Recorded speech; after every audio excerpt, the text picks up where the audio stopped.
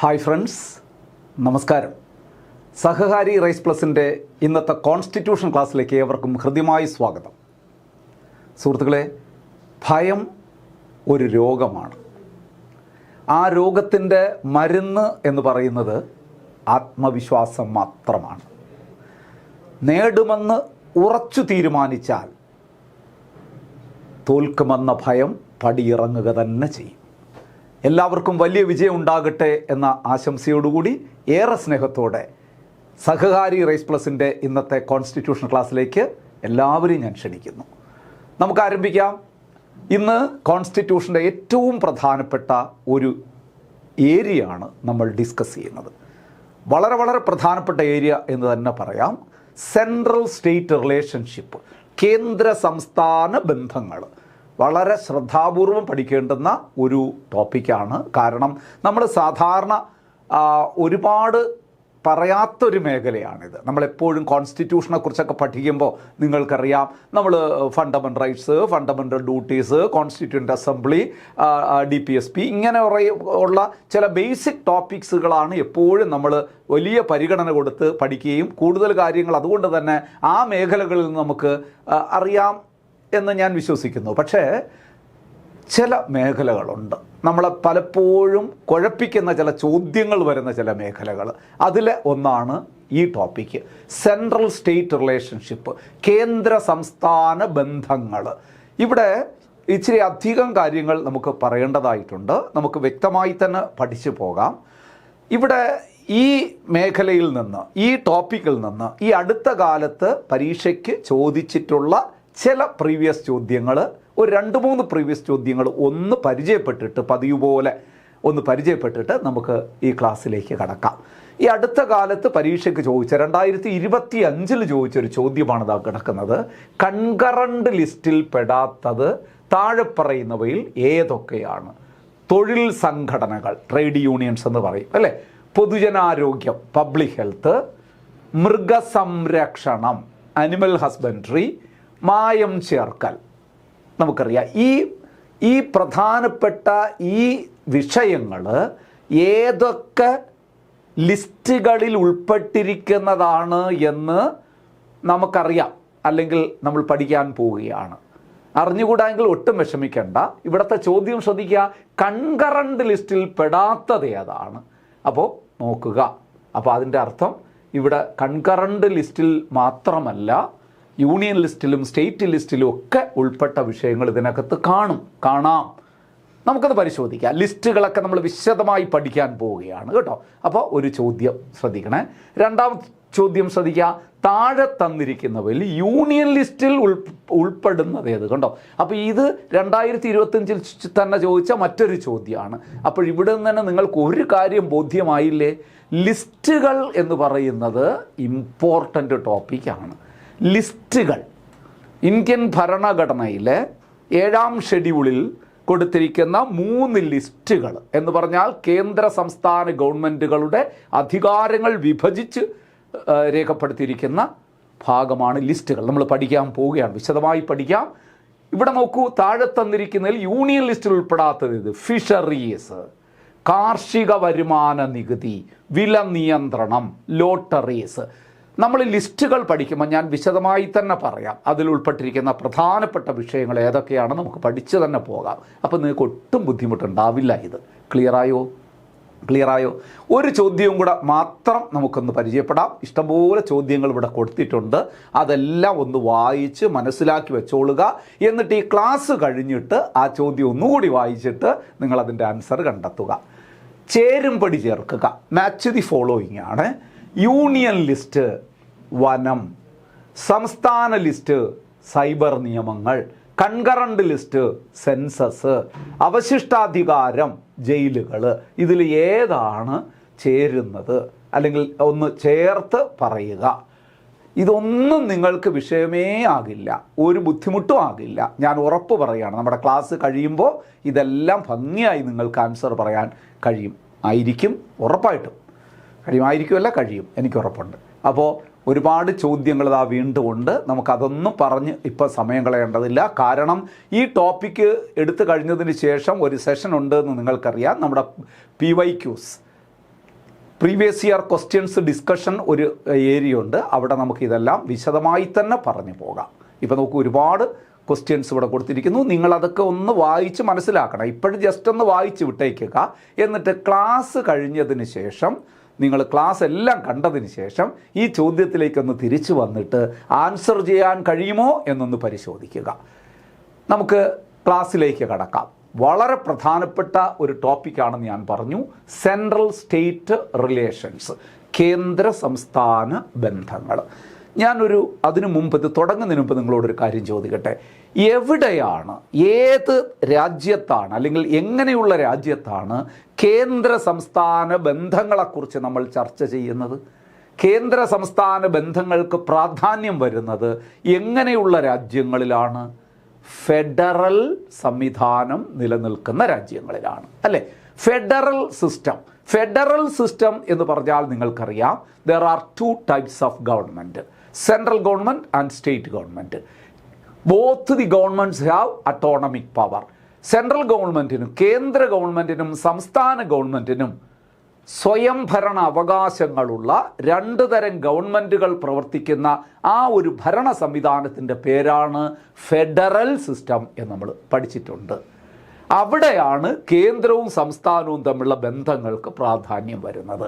Unitary സിസ്റ്റത്തിൽ ഇങ്ങനെ കേന്ദ്ര സംസ്ഥാന ബന്ധങ്ങളെക്കുറിച്ച് നമ്മൾ പ്രത്യേകിച്ച് പഠിക്കേണ്ടതില്ല. കാരണം അവിടെ ഒറ്റ ബന്ധമേ ഉള്ളൂ, എല്ലാ അധികാരവും യൂണിയൻ ഗവൺമെൻറ്റിൽ നിക്ഷിപ്തമായിരിക്കുന്നു, അല്ലേ? Unitary system, all the powers are concentrated at centre. Under unitary system the states have no autonomic power. Under unitary system, states are responsible to obey blindly the orders and instructions given by center. അതുകൊണ്ട് അവിടെ റിലേഷൻഷിപ്പിനെ കുറിച്ച് പ്രത്യേകിച്ചൊന്നും പറയേണ്ടതില്ല. ഇവിടെ relationship കൂടുതൽ നമ്മൾ ചർച്ച ചെയ്യുന്നത് ഫെഡറൽ സിസ്റ്റം നിലനിൽക്കുന്ന രാജ്യത്താണ്. ഇന്ത്യ ഒരു ഫെഡറൽ സംവിധാനത്തിന് ഉദാഹരണമാണെന്ന് നിങ്ങൾക്കറിയാം. അത് മനസ്സിൽ വെച്ചുകൊണ്ട് നമുക്കിതിലേക്ക് കടക്കാം. ഓക്കെ അല്ലേ? അപ്പോൾ നോക്കൂ, The Constitution of India establishes a federal system. നമ്മുടെ രാജ്യത്ത്, നമ്മുടെ ഭരണഘടനാ പ്രകാരം നമ്മുടെ രാജ്യം പ്രവർത്തിക്കുന്നത് ഫെഡറൽ സംവിധാനത്തിലാണ്. അവിടെ ഒരു കാര്യം കൂടെ ഓർക്കണേ, ഇങ്ങനെയൊക്കെ പറഞ്ഞിട്ട് ഒരു കാര്യം ഓർക്കണം. The word federal is not mentioned in the Constitution. Indian ഭരണഘടനയിൽ ഉൾപ്പെടാത്ത പദം എന്ന് വെച്ചാൽ അതും ഫെഡറലാണ്. പക്ഷെ നമ്മുടെ രാജ്യം ഒരു ഫെഡറൽ സംവിധാനത്തിന് ഉദാഹരണമാണ്, ഫെഡറൽ സിസ്റ്റം പോലെ പ്രവർത്തിക്കുന്നു എന്നതൊക്കെ ശരി തന്നെയാണ്. നോക്കൂ, constitution of India establishes a federal system by dividing all powers. ആരുടെ പവേഴ്സ്? Centre and state. ഇതാ കിടപ്പുണ്ട്, centre and the state. Federal system by dividing all powers. ഏതൊക്കെ മേഖലകളിലുള്ള അധികാരങ്ങളാണ് ഫെഡറൽ സിസ്റ്റത്തിൽ കേന്ദ്രവും സംസ്ഥാനവും തമ്മിൽ ഡിവൈഡ് ചെയ്യുന്നത്? അതൊന്ന് ശ്രദ്ധിക്കണം. ഏതൊക്കെ? Legislative, executive and financial. ഈ 3 തലങ്ങളിലുമുള്ള അധികാരങ്ങളാണ് വിഭജിക്കുന്നത്. അതായത് ലെജിസ്ലേറ്റീവ്, നിയമനിർമ്മാണ അധികാരം, ഇന്ത്യയിലെ നിയമനിർമ്മാണ അധികാരം കേന്ദ്രത്തിനുമുണ്ട് സംസ്ഥാനത്തിനുമുണ്ട്.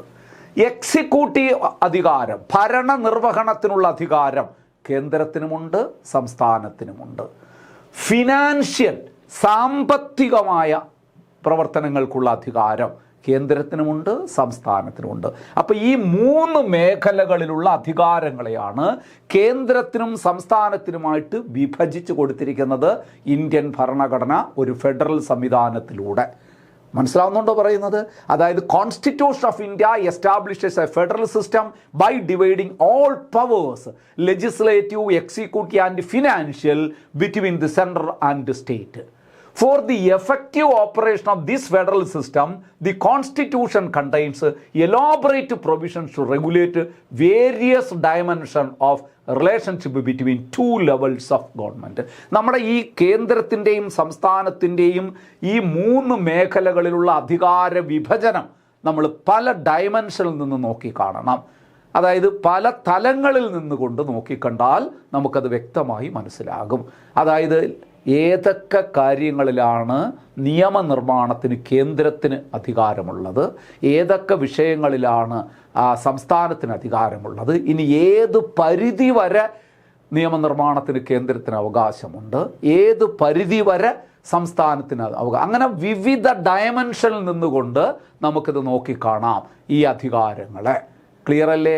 ഇവിടെ ഒരു കാര്യം കൂടെ നിങ്ങൾ ഓർക്കണം, ഈ 3 തലങ്ങളിൽ മാത്രമേ അധികാര വിഭജനമുള്ളൂ. ഗവൺമെൻറ്റിൻ്റെ ഘടകങ്ങൾ എന്ന് പറയുമ്പോൾ നമ്മൾ ലെജിസ്ലേറ്റീവ്, എക്സിക്യൂട്ടീവ് ആൻഡ് ജുഡീഷ്യറി എന്നല്ലേ പറയുന്നത്. ജുഡീഷ്യറി ഇവിടെ വന്നിട്ടില്ലല്ലോ. ജുഡീഷ്യറിയുടെ അധികാരങ്ങളെ ഒരിക്കലും വിഭജിക്കുന്നില്ല, അതാദ്യം മനസ്സിലാക്കണം. ലെജിസ്ലേറ്റീവ് പവർ, എക്സിക്യൂട്ടീവ് പവർ, അതുപോലെ തന്നെ ഫിനാൻഷ്യൽ പവർ, ഇതിനെ മാത്രമേ വിഭജിക്കുന്നുള്ളൂ. അവിടെ നിങ്ങൾ ഓർക്കണം എന്താണ്, the judicial system is establish as an integrated system to enforce both central and state law. കേന്ദ്ര സംസ്ഥാന നിയമങ്ങൾ നടപ്പിലാക്കാൻ വേണ്ടിയിട്ട് ഇന്ത്യയിലുള്ള ജുഡീഷ്യൽ സിസ്റ്റം എന്ന് പറയുന്നത് അതൊരു ഇൻ്റഗ്രേറ്റഡ് സിസ്റ്റമാണ്. It is not divided for central and state. കേന്ദ്രത്തിനും സംസ്ഥാനത്തിനും വേണ്ടി ഒരിക്കലും ജുഡീഷ്യറി വിഭജിക്കുന്നില്ല.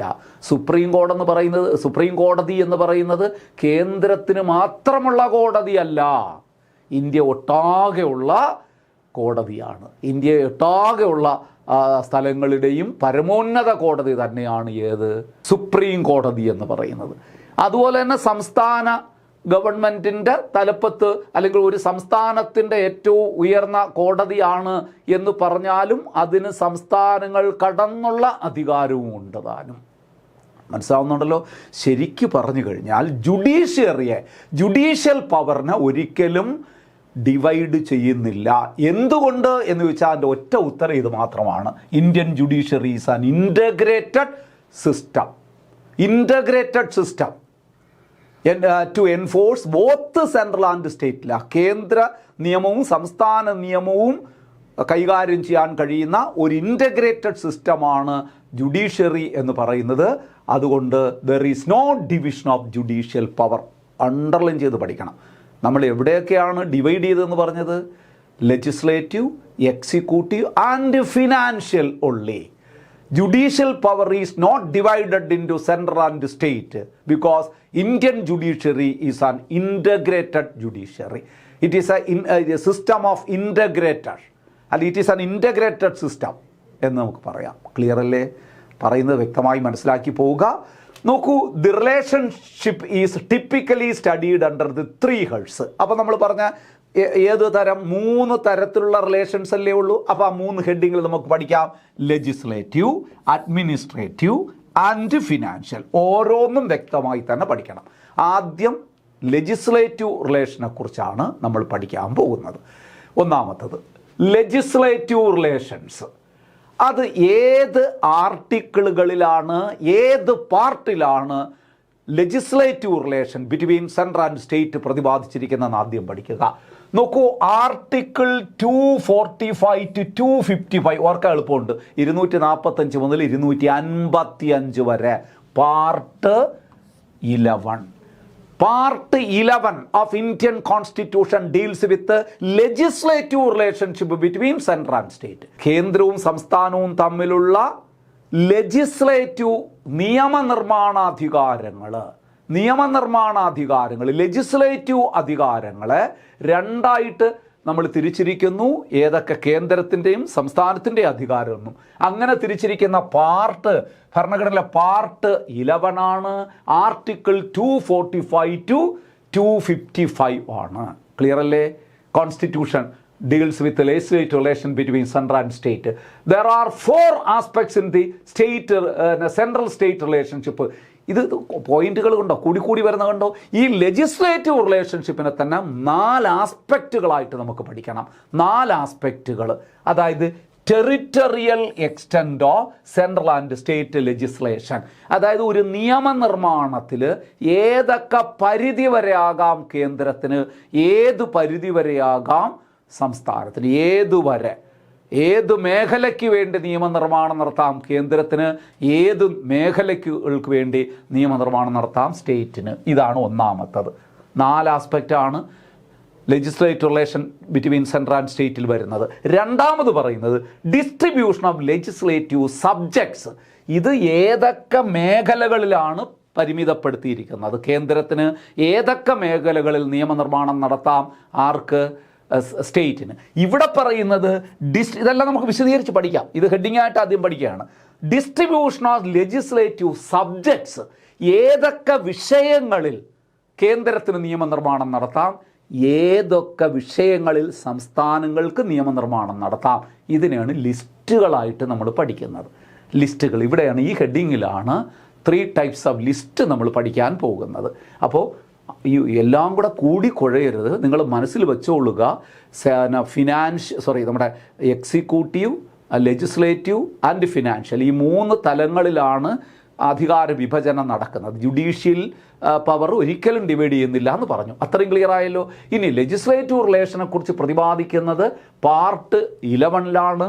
ആർട്ടിക്കിൾ 245 to 255 ആണെന്ന് നമ്മൾ പറഞ്ഞു കഴിഞ്ഞു. ക്ലിയർ അല്ലേ? എന്നിട്ട് നമ്മൾ പറഞ്ഞത് ഈ ലെജിസ്ലേറ്റീവ് ആസ്പെക്ട്സ് എന്ന് പറയുന്നത്, ലെജിസ്ലേറ്റീവ് റിലേഷൻ തന്നെ 4 ആസ്പെക്ട്സ് ആയിട്ട് നമുക്ക് പഠിക്കാമെന്ന് പറഞ്ഞു. ഒന്ന് ടെറിട്ടറിയൽ എക്സ്റ്റെൻറ്റ് എന്ന് പറഞ്ഞാൽ ഏത് മേഖലയിലാണ്, ഏതൊക്കെ ഏരിയകളിൽ വരെ യൂണിയൻ ഗവൺമെൻറ്റിന് അല്ലെങ്കിൽ പാർലമെൻറ്റിന് നിയമനിർമ്മാണം നടത്താം, ഏതൊക്കെ മേഖലകൾക്ക് വേണ്ടിയിട്ട് സ്റ്റേറ്റിന് നിയമനിർമ്മാണം നടത്താം. ഇവിടെ പറയുന്ന ഡിസ്ട്രിബ്യൂഷൻ ഓഫ് ലെജിസ്ലേറ്റീവ് സബ്ജക്ട്സ്, ഏതൊക്കെ വിഷയങ്ങളിൽ കേന്ദ്രത്തിന് നിയമനിർമ്മാണം നടത്താം, ഏതൊക്കെ വിഷയങ്ങളിൽ സംസ്ഥാനങ്ങൾക്ക് നിയമനിർമ്മാണം നടത്താം. ഇനി മൂന്നാമത് പറയുന്നത് parliamentary legislation the state field. മൂന്നാമത്തെ കണ്ടോ, parliamentary legislation the state field. സംസ്ഥാനങ്ങളുടെ ഏരിയയിൽ എപ്പോഴൊക്കെ പാർലമെൻറ്റിന് നിയമനിർമ്മാണം നടത്താം എന്ന് പറഞ്ഞാൽ സംസ്ഥാന ലിസ്റ്റിൽ കിടക്കുന്ന വിഷയങ്ങളിൽ ഏതൊക്കെ സാഹചര്യത്തിൽ പാർലമെൻറ്റിന് നിയമനിർമ്മാണം നടത്താം. വിശദമായി ഓരോന്ന് നമുക്ക് പഠിക്കാം. ഇനി ഒരെണ്ണം കൂടെ ഉണ്ടല്ലോ, centres control over state legislation. ഇനി സംസ്ഥാനങ്ങൾക്ക് നിയമനിർമ്മാണം നടത്താമെങ്കിലും ചില നിയമങ്ങൾ നിർമ്മിക്കുമ്പോൾ അതിന്മേൽ കേന്ദ്രത്തിനൊരു കൺട്രോൾ ഏർപ്പെടുത്താൻ കഴിയും. സംസ്ഥാനം നിയമം നിർമ്മിക്കുന്നതിൽ കേന്ദ്രത്തിന് നിയന്ത്രണങ്ങൾ കൊണ്ടുവരാം ഏതൊക്കെ മേഖലകളിൽ. സുഹൃത്തുക്കളെ, വ്യക്തമായി മനസ്സിലാക്കി പോകണേ, ഇല്ലെങ്കിൽ ആശയക്കുഴപ്പം വരും. നമ്മൾ മെയിനായിട്ടുള്ള പോയിൻ്റ് ആദ്യം മനസ്സിൽ വരിക, 3 മേഖലകളിലാണ് ഈ അധികാര വിഭജനം വരുന്നത്. ആ 3 മേഖലയിലെ ആദ്യത്തേതാണ് നമ്മൾ പറയുന്നത് ലെജിസ്ലേറ്റീവ് റിലേഷൻഷിപ്പാണ്. അത് പാർട്ട് 11 245 മുതൽ 255 വരെയുള്ള അനുച്ഛേദങ്ങളിലാണ് പറയുന്നത്. അങ്ങനെ ലെജിസ്ലേറ്റീവ് റിലേഷനെ നമുക്ക് 4 ആസ്പെക്റ്റുകളിലായി പഠിക്കാമെന്ന് പറഞ്ഞു. ടെറിട്ടറിയൽ എക്സ്റ്റെൻറ്റും, distribution of legislative subjects, parliamentary legislation the state field, centre's control over state legislation. ഇനി ഓരോന്നിനെക്കുറിച്ച് നമ്മൾ പഠിക്കാൻ പോവുകയാണ്. ആശയക്കുഴപ്പമില്ലല്ലോ, കൺഫ്യൂസ്ഡ് ആയിട്ടില്ലല്ലോ? യെസ്. അടുത്തത് നമ്മൾ പറയുന്നത് ടെറിട്ടറിയൽ. നമ്മൾ ഈ ഒരു കാര്യം കൂടി പറയട്ടെ, ഈ ലെജിസ്ലേറ്റീവ് റിലേഷൻഷിപ്പ് പഠിച്ച് നമുക്ക് ഇന്നത്തെ ക്ലാസ് അവസാനിപ്പിക്കാം. കാരണം ഇത് ലെങ്തിയാണ്. നമുക്ക് അടുത്തൊരു വീഡിയോ ക്ലാസ്സിൽ അഡ്മിനിസ്ട്രേറ്റീവ് റിലേഷൻഷിപ്പും ഫിനാൻഷ്യൽ റിലേഷൻഷിപ്പും മറ്റൊരു വീഡിയോ ക്ലാസ്സിൽ പഠിക്കാം. ഇല്ലെങ്കിൽ നമുക്ക് മൊത്തം നിങ്ങൾക്ക് ആകെ കൺഫ്യൂസ്ഡ് ആവും. നമുക്ക് സ്റ്റെപ്പ് ബൈ സ്റ്റെപ്പായിട്ട് പഠിച്ചു പോകാം. മനസ്സിലാവുന്നുണ്ടല്ലോ? പഠിക്കുന്നത് വ്യക്തതയോടെ പോകണം. ഇനി ടെറിട്ടറിയൽ എക്സ്റ്റെൻറ്റ് എന്ന് പറഞ്ഞാൽ മനസ്സിൽ കാണുക, ഏതൊക്കെ ഏരിയ വരെ സെൻട്രലിന് നിയമനിർമ്മാണം നടത്താം, ഏതൊക്കെ പ്രദേശങ്ങൾക്ക് വേണ്ടി സ്റ്റേറ്റിന് നിയമനിർമ്മാണം നടത്താം, അതല്ലേ ആദ്യം പറയേണ്ടത്. അപ്പോൾ അതാണ് territorial extent. Parliament can make law for the whole or any part of the territory of India, which includes states, union territories and any other area designated as territory of India. എന്ന് പറഞ്ഞാൽ, ഒറ്റ വാക്കിൽ പറഞ്ഞാൽ, ഇന്ത്യയുടെ ഒട്ടാകെ മേഖലകളെ ബാധിക്കുന്ന നിയമനിർമ്മാണം നടത്താൻ പാർലമെൻറ്റിന് അധികാരമുണ്ട്. ഏത് പാർട്ടിലും, അത് ഇന്ത്യ ഒട്ടാകെ, whole or any part of territory of India. Any part of territory of India എന്ന് പറഞ്ഞാൽ which includes states, union territories and any other area designated as the territory of India. ഇന്ത്യയിൽ ഉൾപ്പെട്ട, ഇന്ത്യ ഭൂഖണ്ഡത്തിൽ ഉൾപ്പെട്ട ഏത് സംസ്ഥാനങ്ങളെ ബാധിക്കുന്ന, ഏത് യൂണിയൻ ടെറിട്ടറിയെ ബാധിക്കുന്ന, കേന്ദ്രത്തിൻ്റെ അതിർത്തിയിലുള്ള ഏത് പ്രദേശങ്ങളെ ബാധിക്കുന്ന നിയമനിർമ്മാണം നടത്താനും കേന്ദ്രത്തിന് അധികാരമുണ്ട്. ഇതാണ് അതിൻ്റെ ടെറിട്ടറിയൽ, കേന്ദ്രത്തിൻ്റെ ടെറിട്ടറിയൽ എക്സ്റ്റെൻറ്റ് എന്ന് പറയുന്നത്. അതായത് നോക്കൂ, പാർലമെൻറ്റ്, ഇനി അതും കൂടെ ശ്രദ്ധിക്കണം, parliament also possess the power of extra territorial legislation. നോക്കൂ, power of extra territorial legislation. ഇതിന് പുറമെ എക്സ്ട്രാ ടെറിട്ടറിയൽ ലെജിസ്ലേഷൻ പവർ കൂടി ഇതിന് കേന്ദ്രത്തിനുണ്ടെന്നാണ് പറഞ്ഞത്. അതിൻ്റെ മീനിങ് എന്താണെന്ന് നോക്കൂ. എക്സ്ട്രാ ടെറിട്ടറിയൽ ലെജിസ്ലേഷൻ പവർ എന്ന് പറഞ്ഞാൽ meaning its laws are applicable to Indian citizen and their property in any part of the world. കണ്ടോ, നമ്മൾ നേരത്തെ പറഞ്ഞ് ഇന്ത്യക്കകത്തുള്ള ഏത് സംസ്ഥാനങ്ങളെ ബാധിക്കുന്ന, ഏത് യൂണിയൻ ടെറിട്ടറിയെ ബാധിക്കുന്ന, ഇന്ത്യൻ അതിർത്തിയിൽപ്പെട്ട ഏത് പ്രദേശത്തെയും ബാധിക്കുന്ന നിയമനിർമ്മാണം നടത്താൻ പാർലമെൻറ്റിന് അധികാരമുണ്ട്. എന്നിട്ട് നമ്മൾ പറയുന്നു പാർലമെൻറ്റിന് ഒരു എക്സ്ട്രാ ടെറിട്ടറിയൽ ലെജിസ്ലേഷൻ പവർ കൂടിയുണ്ട് എന്ന് പറഞ്ഞാൽ ഇന്ത്യയെ പൗരന്മാരെ ബാധിക്കുന്ന നിയമങ്ങൾ മാത്രമല്ല, ഇന്ത്യൻ പൗരന്മാരുടെ സ്വത്തുവകകൾ ഏത് രാജ്യത്തുണ്ടോ അതിനെയൊക്കെ ബാധിക്കുന്ന രീതിയിലുള്ള നിയമനിർമ്മാണം നടത്താനും പാർലമെൻറ്റിന് അധികാരമുണ്ട്. വലിയ പവറാണ് അല്ലേ? അപ്പം ടെറിട്ടറിയൽ എക്സ്റ്റെൻറ്റ് കണ്ടോ, വാസ്റ്റാണ്. നമ്മുടെ പാർലമെൻറ്റിൻ്റെ ലെജിസ്ലേറ്റീവ് ടെറിട്ടറിയൽ എക്സ്റ്റെൻറ്റ് എന്ന് പറഞ്ഞാൽ അത് വാസ്റ്റാണ് എന്ന് മനസ്സിലായി. അപ്പോൾ സംസ്ഥാനത്തിൻ്റെയോ a state legislative can make laws for the whole or any part of the state. ഒരു സംസ്ഥാനത്തിന് മൊത്തമായിട്ടോ ആ സംസ്ഥാനത്തിൻ്റെ ഏതെങ്കിലും ഭാഗത്തിന് മാത്രമായിട്ടോ ഒരു നിയമനിർമ്മാണം നടത്താനുള്ള അധികാരം സംസ്ഥാനത്തിനുണ്ട്. ആ സംസ്ഥാനത്തിൽ മാത്രം ഒതുങ്ങി നിൽക്കണം. ഇപ്പം കേരളത്തെ ബാധിക്കുന്ന ഒരു നിയമനിർമ്മാണമേ നടത്താവൂ എന്നർത്ഥം.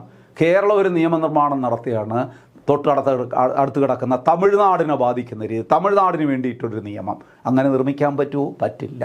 അപ്പോൾ അതിൻ്റെ എക്സ്റ്റെൻറ്റ് ശ്രദ്ധിക്കുക. State legislative can make laws for the whole or any part of the state. ഒരു സംസ്ഥാനത്തിൻ്റെ മൊത്തമായിട്ടോ ആ സംസ്ഥാനത്തിനുള്ളിലെ ഏതെങ്കിലും പ്രദേശങ്ങളെ ബാധിക്കുന്ന രീതിയിലോ നിയമനിർമ്മാണം നടത്താനേ സംസ്ഥാനത്തിന് അധികാരമുള്ളൂ. വ്യക്തമായില്ലേ? കേന്ദ്രവും സംസ്ഥാനവും തമ്മിലുള്ള ടെറിട്ടറിയൽ എക്സ്റ്റെൻറ്റ്, നമ്മുടെ എന്താണ് ലെജിസ്ലേറ്റീവ് പവർ, ടെറിട്ടറിയൽ എക്സ്റ്റെൻറ്റ് എന്ന് പറയുന്ന ആദ്യത്തെ പോയിന്റ് മനസ്സിലായി. അങ്ങനെയാണെങ്കിൽ നമ്മൾ രണ്ടാമത് എന്താ പറയുന്നത്? Distribution of legislative subjects. ഇതാണ് ഏറ്റവും പ്രധാനപ്പെട്ട ഒരു മേഖല എന്ന് പറയുന്നത്. നിങ്ങൾക്കറിയാം, the subjects are distributed into three list in the 7th schedule. Very very very important. നമ്മുടെ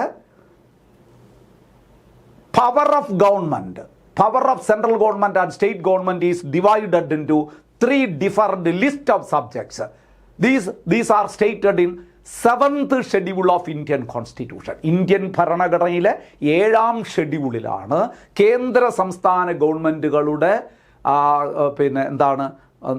നിയമനിർമ്മാണ അധികാരവുമായി ബന്ധപ്പെട്ട വിഷയങ്ങൾ രേഖപ്പെടുത്തിയിരിക്കുന്നത്.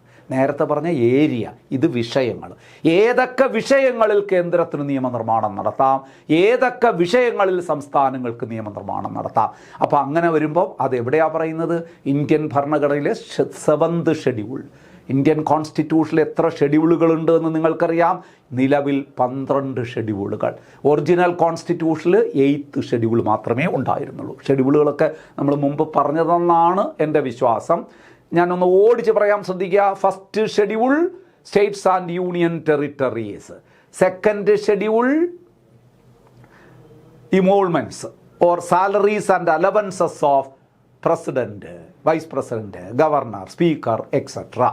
Third schedule oath and affirmation, സത്യപ്രതിജ്ഞകളും ഉറപ്പുകളും. ഫോർത്ത് ഷെഡ്യൂൾ വെരി ഇമ്പോർട്ടൻ്റ്, 4ാമത്തത് സീറ്റ് അലോക്കേഷൻ ടു രാജ്യസഭ, രാജ്യസഭയിലേക്കുള്ള അംഗങ്ങളുടെ സീറ്റ് നിർണയം. 5 ഫിഫ്ത്ത് ഷെഡ്യൂൾ എന്താണ്? Administration and control of scheduled areas, ചില പ്രത്യേക ഭൂവിഭാഗങ്ങളുടെ ഭരണം. ഷെഡ്യൂൾ 6 നമ്മൾ പല സ്ഥലത്ത് പറഞ്ഞിട്ടുണ്ട്. Schedule 6. Schedule 6 administration and control of tribal groups, ഗോത്രവർഗങ്ങളുടെ ഭരണം.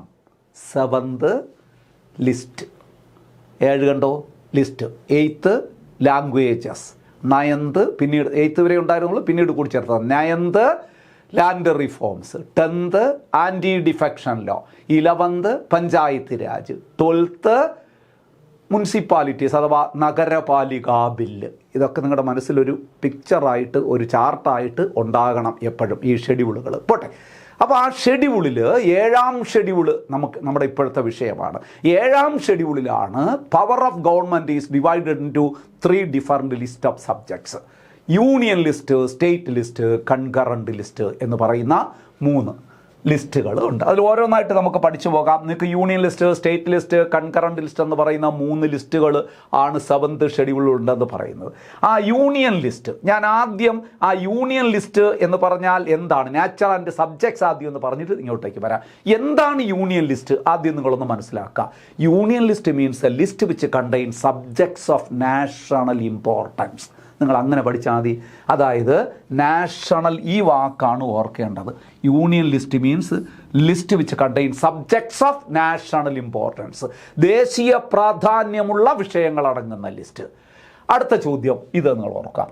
എക്സ്ക്ലൂസീവ് അതോറിറ്റി, ആ ലിസ്റ്റിന്മേലുള്ള അധികാരമാർക്കാണ്? ഒരു സംശയം വേണ്ട, യൂണിയൻ ലിസ്റ്റ് അല്ലേ.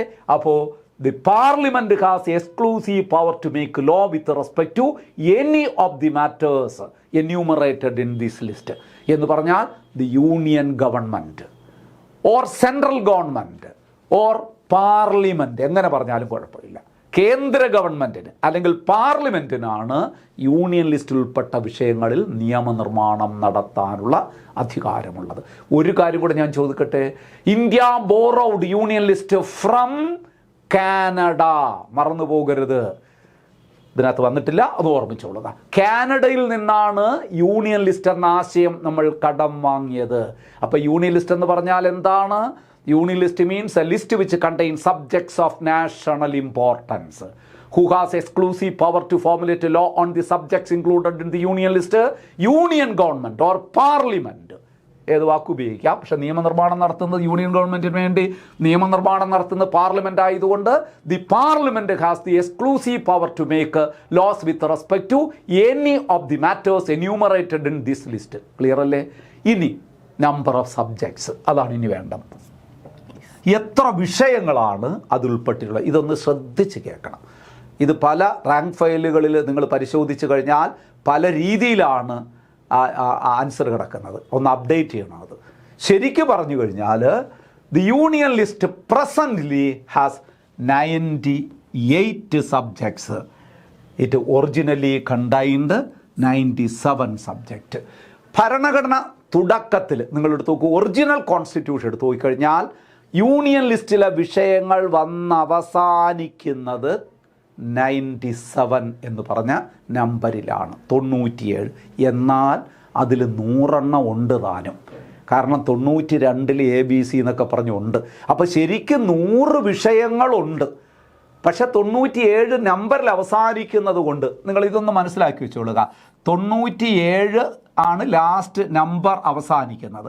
പക്ഷെ അതിൻ്റെ ഇടയ്ക്ക് 3 വിഷയങ്ങൾ ഉണ്ടായിരുന്നത് കൊണ്ട് നമുക്ക് 100 വിഷയങ്ങൾ ഉണ്ടായിരുന്നു എന്ന് പറയാം.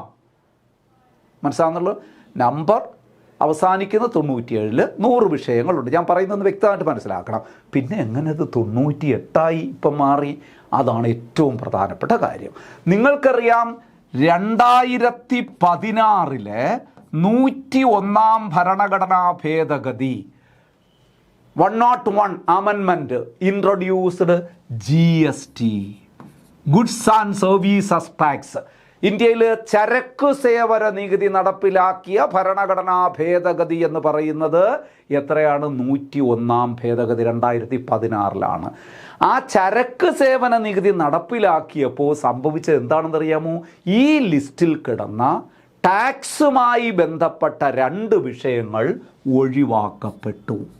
അപ്പോൾ എത്രയായിട്ട് മാറി? 98 മാറി. അതാണ് ദാ കിടക്കുന്ന 98. ക്ലിയർ ആവുന്നുണ്ടോ ഞാൻ പറയുന്നത്?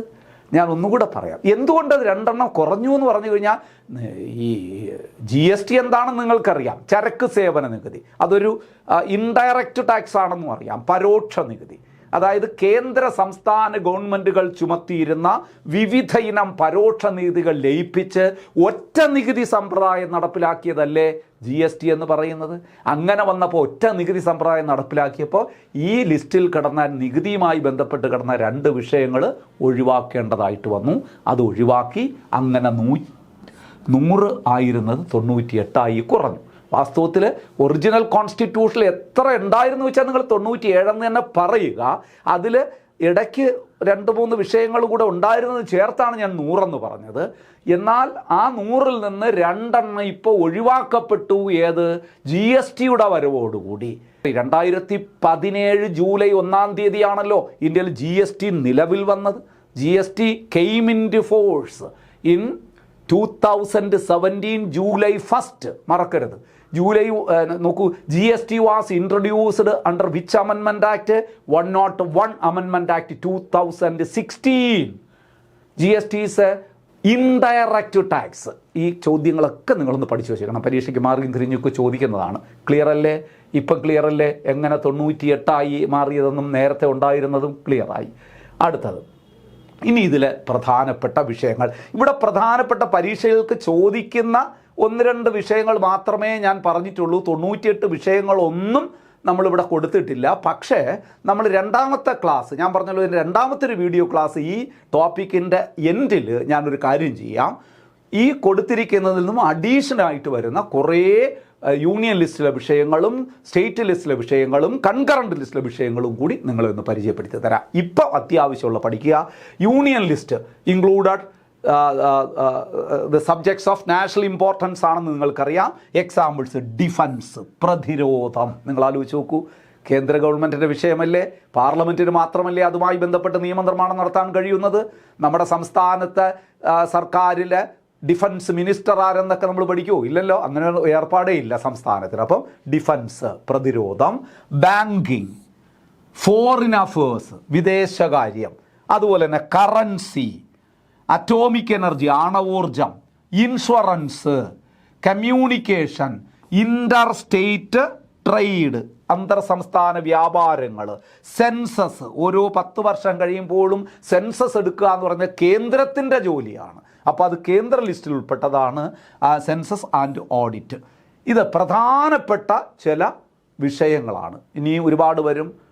Railways, lotteries, income tax, CBI, important ports, പ്രധാനപ്പെട്ട തുറമുഖങ്ങൾ, മേജർ പോർട്ട്സ്, ഇതെല്ലാം ഇതിനകത്ത് വരുന്നതാണ്. അത് നമുക്ക് പിന്നീട് കുറച്ചുകൂടി വിശദമായി നമുക്ക് കുറേ വിഷയങ്ങൾ കൂടി നമുക്ക് ഈ ടോപ്പിക്കിൻ്റെ എൻഡിൽ ഞാൻ പറഞ്ഞു തരാം. ഓക്കെ അല്ലേ? അപ്പോൾ ഇത്രയും മനസ്സിലായോ? യൂണിയൻ ലിസ്റ്റ് മനസ്സിലായോ? ഭംഗിയായി പഠിക്കണം. ഈ സബ്ജക്റ്റുകൾ പലർക്ക്, നമ്പർ ഓഫ് സബ്ജക്ട്സ് പലർക്കും സംശയം വരും. അതിലെ ആശയക്കുഴപ്പം ഇപ്പോൾ മാറി എന്ന് ഞാൻ വിചാരിക്കുന്നു. ഒറിജിനൽ കോൺസ്റ്റിറ്റ്യൂഷൻ കൺസിസ്റ്റഡ് ഓഫ് എത്ര? 97, ആക്ച്വലി 100 അല്ലേ? ദെൻ പിന്നെ നമ്മൾ പറഞ്ഞ എന്താണ്? By 101 amendment act of 2016 GST was introduced. When GST was introduced, 2 subjects relating to taxes were deleted from the union list. So at present, currently 98 subjects are there in union list. ക്ലിയറായി എന്ന് വിശ്വസിക്കുന്നു.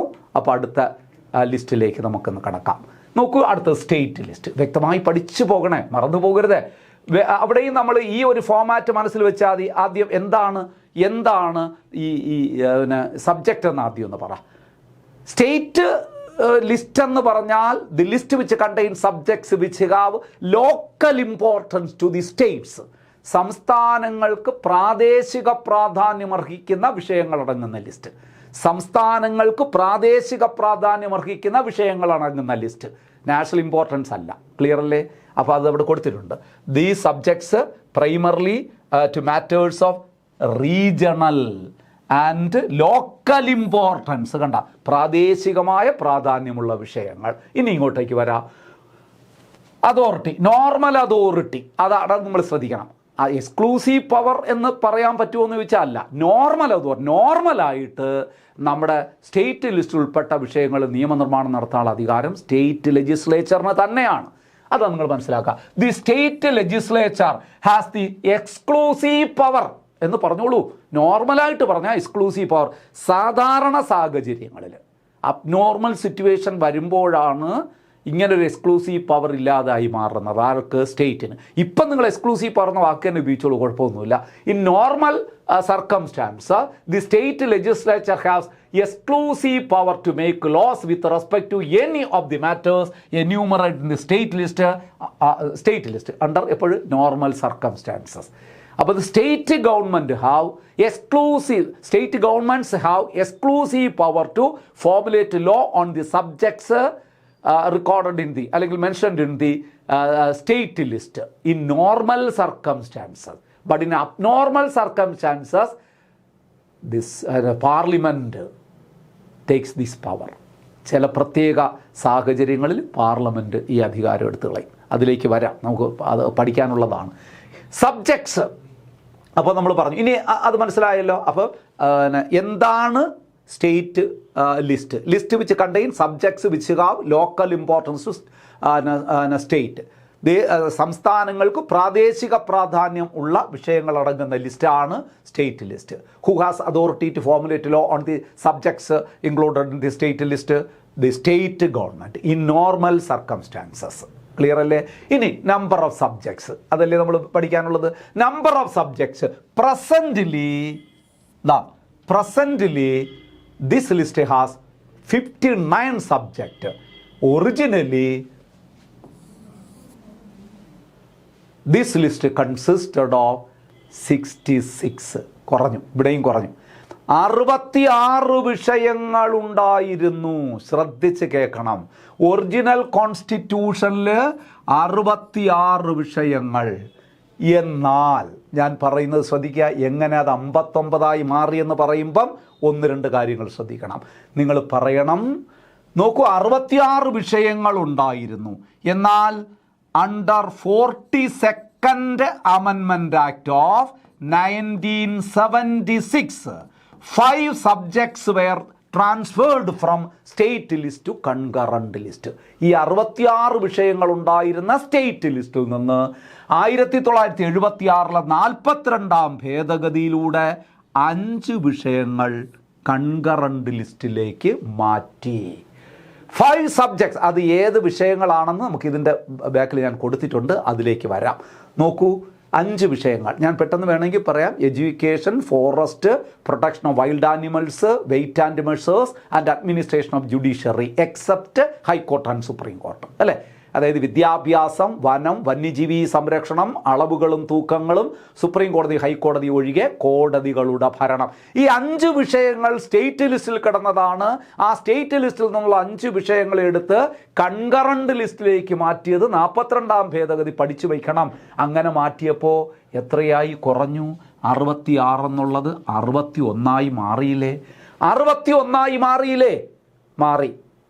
അത് അവിടെ. പക്ഷേ ഇപ്പം നമ്മൾ 89 എന്നല്ലേ പറയുന്നത്. ഇവിടെയും നേരത്തെ യൂണിയൻ ലിസ്റ്റിൽ പറഞ്ഞൊരു കാര്യം ബാധകമാണ്. By 101 Amendment Act of 2016, when GST was introduced, 2 subjects were deleted from state list also. State ലിസ്റ്റിൽ നിന്നും ടാക്സുമായി ബന്ധപ്പെട്ട 2 വിഷയങ്ങൾ ഒഴിവാക്കപ്പെട്ടു. അപ്പോഴവിടെ എത്രയായി മാറി? 66 5 പോയി, വീണ്ടും 2 പോയി, അങ്ങനെ 59 മാറി. അതാണ് ഇതാ കിടക്കുന്ന 59. ഈ സബ്ജക്റ്റുകളുടെ നമ്പരുമായി ബന്ധപ്പെട്ട് പലർക്കും പല ഡൗട്ടുണ്ട്. ആ ഡൗട്ട് എല്ലാം ക്ലിയർ ആകും എന്ന് ഞാൻ വിചാരിക്കുന്നു ഈ ക്ലാസ് കഴിയുമ്പോൾ. ഇതിൽ ആശയക്കുഴപ്പമൊന്നുമില്ലല്ലോ? ക്ലിയറായോ? മനസ്സിലാവുന്നുണ്ടോ? ഞാൻ പറയുന്നത് മനസ്സിലാവുന്നുണ്ടോ? മനസ്സിലാവുന്നുണ്ട് എന്ന് തന്നെയാണ് ഞാൻ വിശ്വസിക്കുന്നത്. ഇതിലൊരു ക്ലാരിറ്റി വന്നു എന്ന് ഞാൻ മനസ്സിലാക്കുന്നു. വന്നില്ല എങ്കിൽ ക്ലാസ് ഒന്നുകൂടി കാണുക. കണ്ടിട്ടും മനസ്സിലാക്കാൻ കഴിഞ്ഞില്ല എങ്കിൽ ഞാൻ നിങ്ങളോട് പറഞ്ഞിട്ടുണ്ട്, മെസ്സേജ് ചെയ്യുക. സഹകാരി റൈസ് പ്ലസിലേക്ക് ഞാൻ അവിടെ മറുപടി നൽകും, നിങ്ങൾക്ക് കിട്ടും. ഇത് ക്ലിയർ അല്ലേ? ഇത് ക്ലിയർ അല്ലേ? ഇതെല്ലാവർക്കും മനസ്സിലായി. ഇനി ഞാൻ ചോദിക്കട്ടെ, state list India borrowed from which nation? അതും എന്താണ്? കാനഡയിൽ നിന്ന് തന്നെയാണ്. യൂണിയൻ ലിസ്റ്റ്, സ്റ്റേറ്റ് ലിസ്റ്റും കാനഡയിൽ. അതുകൂടി ഒന്ന് നോട്ട് ചെയ്ത് വെച്ചോളുക. ഇനി ഇമ്പോർട്ടൻ്റ് സബ്ജക്ട്സ് വിശാലമായി ഞാൻ പിന്നീട് പറയാമെന്ന് പറഞ്ഞു. എങ്കിലും പരീക്ഷയ്ക്ക് ചോദിക്കുന്ന പ്രധാനപ്പെട്ട എക്സാമ്പിൾസ് കൂടി നമുക്കൊന്ന് പറഞ്ഞു പോകാം. നോക്കൂ, include public order. Public order എന്നുകൊണ്ട് ഉദ്ദേശിക്കുന്നത് maintenance of law and order. അത് തന്നെയാണ് ക്രമസമാധാന പരിപാലനം. നമ്മുടെ സംസ്ഥാനത്ത് ക്രമസമാധാന പരിപാലനം ത്തിന് വിഘ്നം സംഭവിച്ചാൽ എന്ന് പറഞ്ഞാൽ അക്രമങ്ങൾ ഉണ്ടായിക്കഴിഞ്ഞാൽ ആരാണ് ഇടപെടേണ്ടത്? പോലീസല്ലേ? അല്ലേ? ഇപ്പം തിരുവനന്തപുരത്ത് ഒരു 2 രാഷ്ട്രീയ പാർട്ടികൾ തമ്മിൽ വലിയ സംഘടന നടക്കുന്നു. നമ്മളെന്ത് പറയും? കേന്ദ്രസേനയെ വിളിക്കൂ എന്നാണോ പറയുന്നത്? അല്ല, നമ്മൾ പോലീസിനെ വിളിക്കാനല്ലേ പറയുള്ളൂ. മനസ്സിലാകുന്നുണ്ടല്ലോ? അത് സംസ്ഥാനത്തിൻ്റെ ചുമതലയാണ്, സംസ്ഥാന ലിസ്റ്റിൽപ്പെട്ട വിഷയമാണ്. പബ്ലിക് ഓർഡർ അഥവാ maintenance of law and order, അതിലുൾപ്പെട്ട തന്നെയാണ് ഞാൻ പറഞ്ഞു പോലീസ്. പബ്ലിക് ഹെൽത്ത്, പൊതുജനാരോഗ്യം, അതൊക്കെ സ്റ്റേറ്റ് ലിസ്റ്റിൽപ്പെട്ട, ഇതെടുത്ത് ചോദിക്കുന്നതാണ്.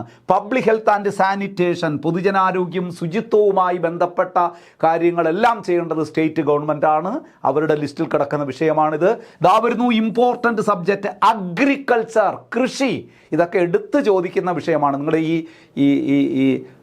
ചേരുംപടി ചേർക്കുക എന്നൊക്കെ പറഞ്ഞ് ക്വസ്റ്റ്യൻ വരുമല്ലോ, മാച്ച് ദി ഫോളോയിങ്, അതിലൊക്കെ നോക്കണം. അഗ്രികൾച്ചർ കിടക്കുന്നെങ്കിൽ അത് സ്റ്റേറ്റ് ലിസ്റ്റ് എന്ന് തന്നെ പറയണം. Police, public health, maintenance and law and order, prison, ജയില്, ഇതൊക്കെ സ്ഥിരം ചോദിക്കുന്ന പോയിന്റുകളാണ്.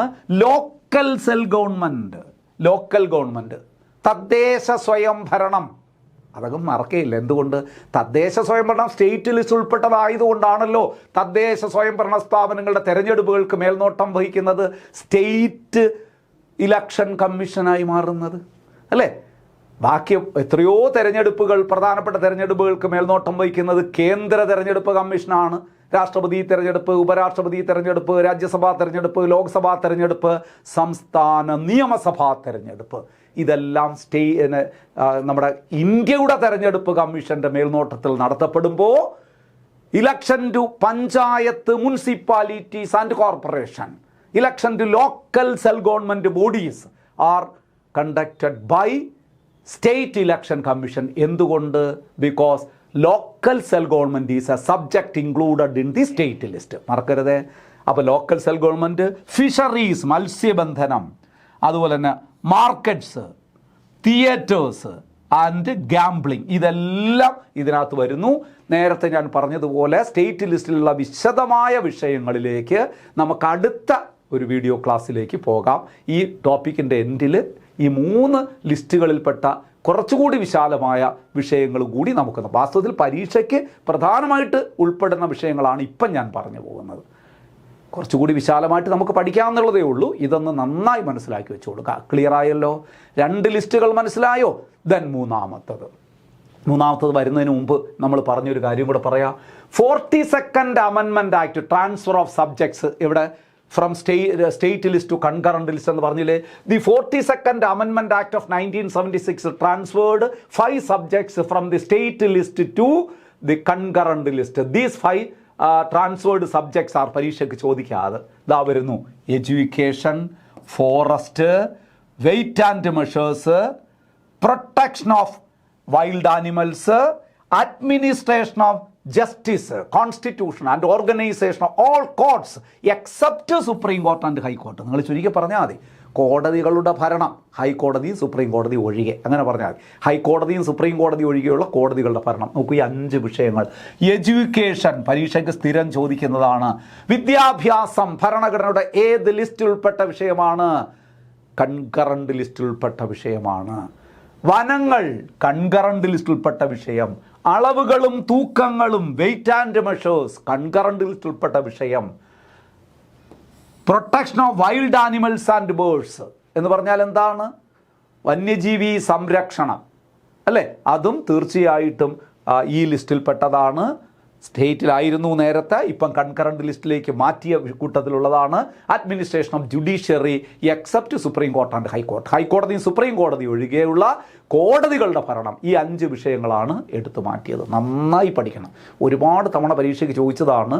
വിദ്യാഭ്യാസം ഭരണഘടനയുടെ ഏത് ലിസ്റ്റിൽ ഉൾപ്പെട്ട വിഷയമാണ്? നിങ്ങൾ പറയണം കൺകറന്റ് ലിസ്റ്റ്. പിന്നീട് ഒരു ചോദ്യം ചോദിച്ചിട്ടുണ്ടായിരുന്നു, വിദ്യാഭ്യാസത്തെ കൺകറന്റ് ലിസ്റ്റ് ഉൾപ്പെടുത്തിയ ഭരണഘടനാ ഭേദഗതി ഏത്? 42ാം ഭേദഗതി എന്ന് 1976. ഇങ്ങനെയൊക്കെ ഒന്ന് പഠിച്ചു വയ്ക്കും നിങ്ങൾ. ക്ലിയർ ആയില്ലേ അത്? ഇനി നമുക്ക് കൺകറന്റ് ലിസ്റ്റിലേക്ക് പോകാം. ഓരോ ലിസ്റ്റും വ്യക്തമായി മനസ്സിലായി എന്ന് ഞാൻ വിശ്വസിക്കുന്നു. നല്ല ഏരിയ ആണ്, പഠിച്ചു പോവുക. അപ്പം നേരത്തെ ഫോമാറ്റിൽ തന്നെ നമുക്ക് പഠിക്കാം. എന്താണ് കൺകറന്റ് ലിസ്റ്റ്? ആദ്യം കൺകറന്റ് ലിസ്റ്റ് എന്താണെന്ന് പറയുക. The list which contain the subjects which have common interest common interest to both central and state. Common interest to both central and state government. കേന്ദ്ര ഗവൺമെൻറ്റിനും സംസ്ഥാന ഗവൺമെൻറ്റിനും, കേന്ദ്രത്തിനും സംസ്ഥാനത്തിനും പൊതു പ്രാധാന്യമുള്ള വിഷയങ്ങളടങ്ങുന്ന ലിസ്റ്റാണ് കൺകറന്റ് ലിസ്റ്റ്. ദേശീയ പ്രാധാന്യമുള്ള വിഷയങ്ങൾ യൂണിയൻ ലിസ്റ്റ്. ഒരു സംസ്ഥാനത്തിന് പ്രാദേശിക പ്രാധാന്യമുള്ള വിഷയങ്ങൾ സ്റ്റേറ്റ് ലിസ്റ്റ്. സ്റ്റേറ്റിനും സെൻറ്ററിനും, കേന്ദ്രത്തിനും സംസ്ഥാനത്തിനും പൊതു പ്രാധാന്യമുള്ള വിഷയങ്ങൾ അടങ്ങുന്ന list concurrent list. Concurrent list. അപ്പോൾ അതിൻ്റെ അതോറിറ്റി ആരായിരിക്കും? അത് ഷെയർഡ് അതോറിറ്റിയാണ്. ഇതാ കിടപ്പുണ്ട്. രണ്ടു പേർക്കും അധികാരമുണ്ട്. കേന്ദ്രത്തിനും സംസ്ഥാനത്തിനും അധികാരമില്ലേ? രണ്ടുപേർക്കും പൊതു താല്പര്യമുള്ള വിഷയങ്ങളല്ലേ? അതുകൊണ്ട് നമുക്ക് പറയാം, this both the central government and state government, അല്ലെങ്കിൽ both the parliament and state legislature can make laws with respect to any of the matters enumerated in the concurrent list. Concurrent ലിസ്റ്റിൽ കിടക്കുന്ന ഏത് വിഷയങ്ങളിലും നിയമനിർമ്മാണം നടത്താൻ സെൻറ്ററിനും അധികാരമുണ്ട്, സ്റ്റേറ്റിനും അധികാരമുണ്ട്. അപ്പോഴിവിടെ ഒരു വലിയ സംശയം വരും.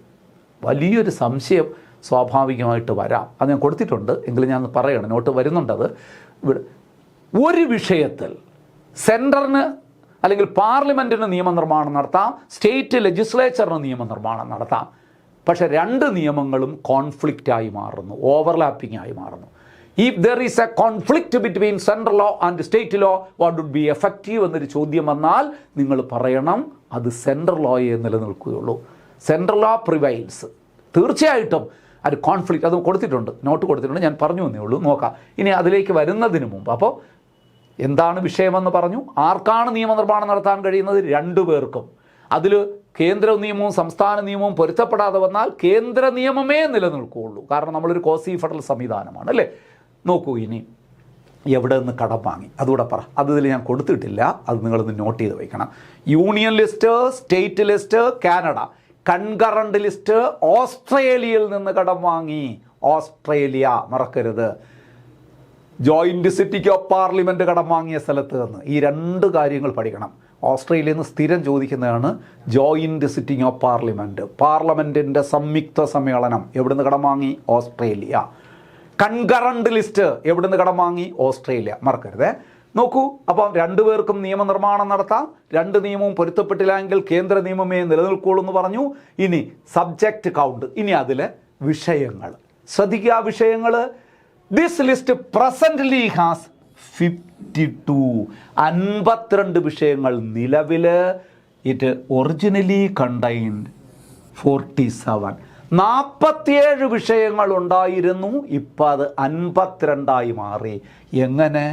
47 ഉണ്ടായിരുന്നു. നമ്മൾ നേരത്തെ പറഞ്ഞു 42nd അമെൻമെൻറ്റിലൂടെ 5 സബ്ജക്റ്റ് ഇങ്ങോട്ട് വന്നു എന്ന് പറഞ്ഞില്ലേ?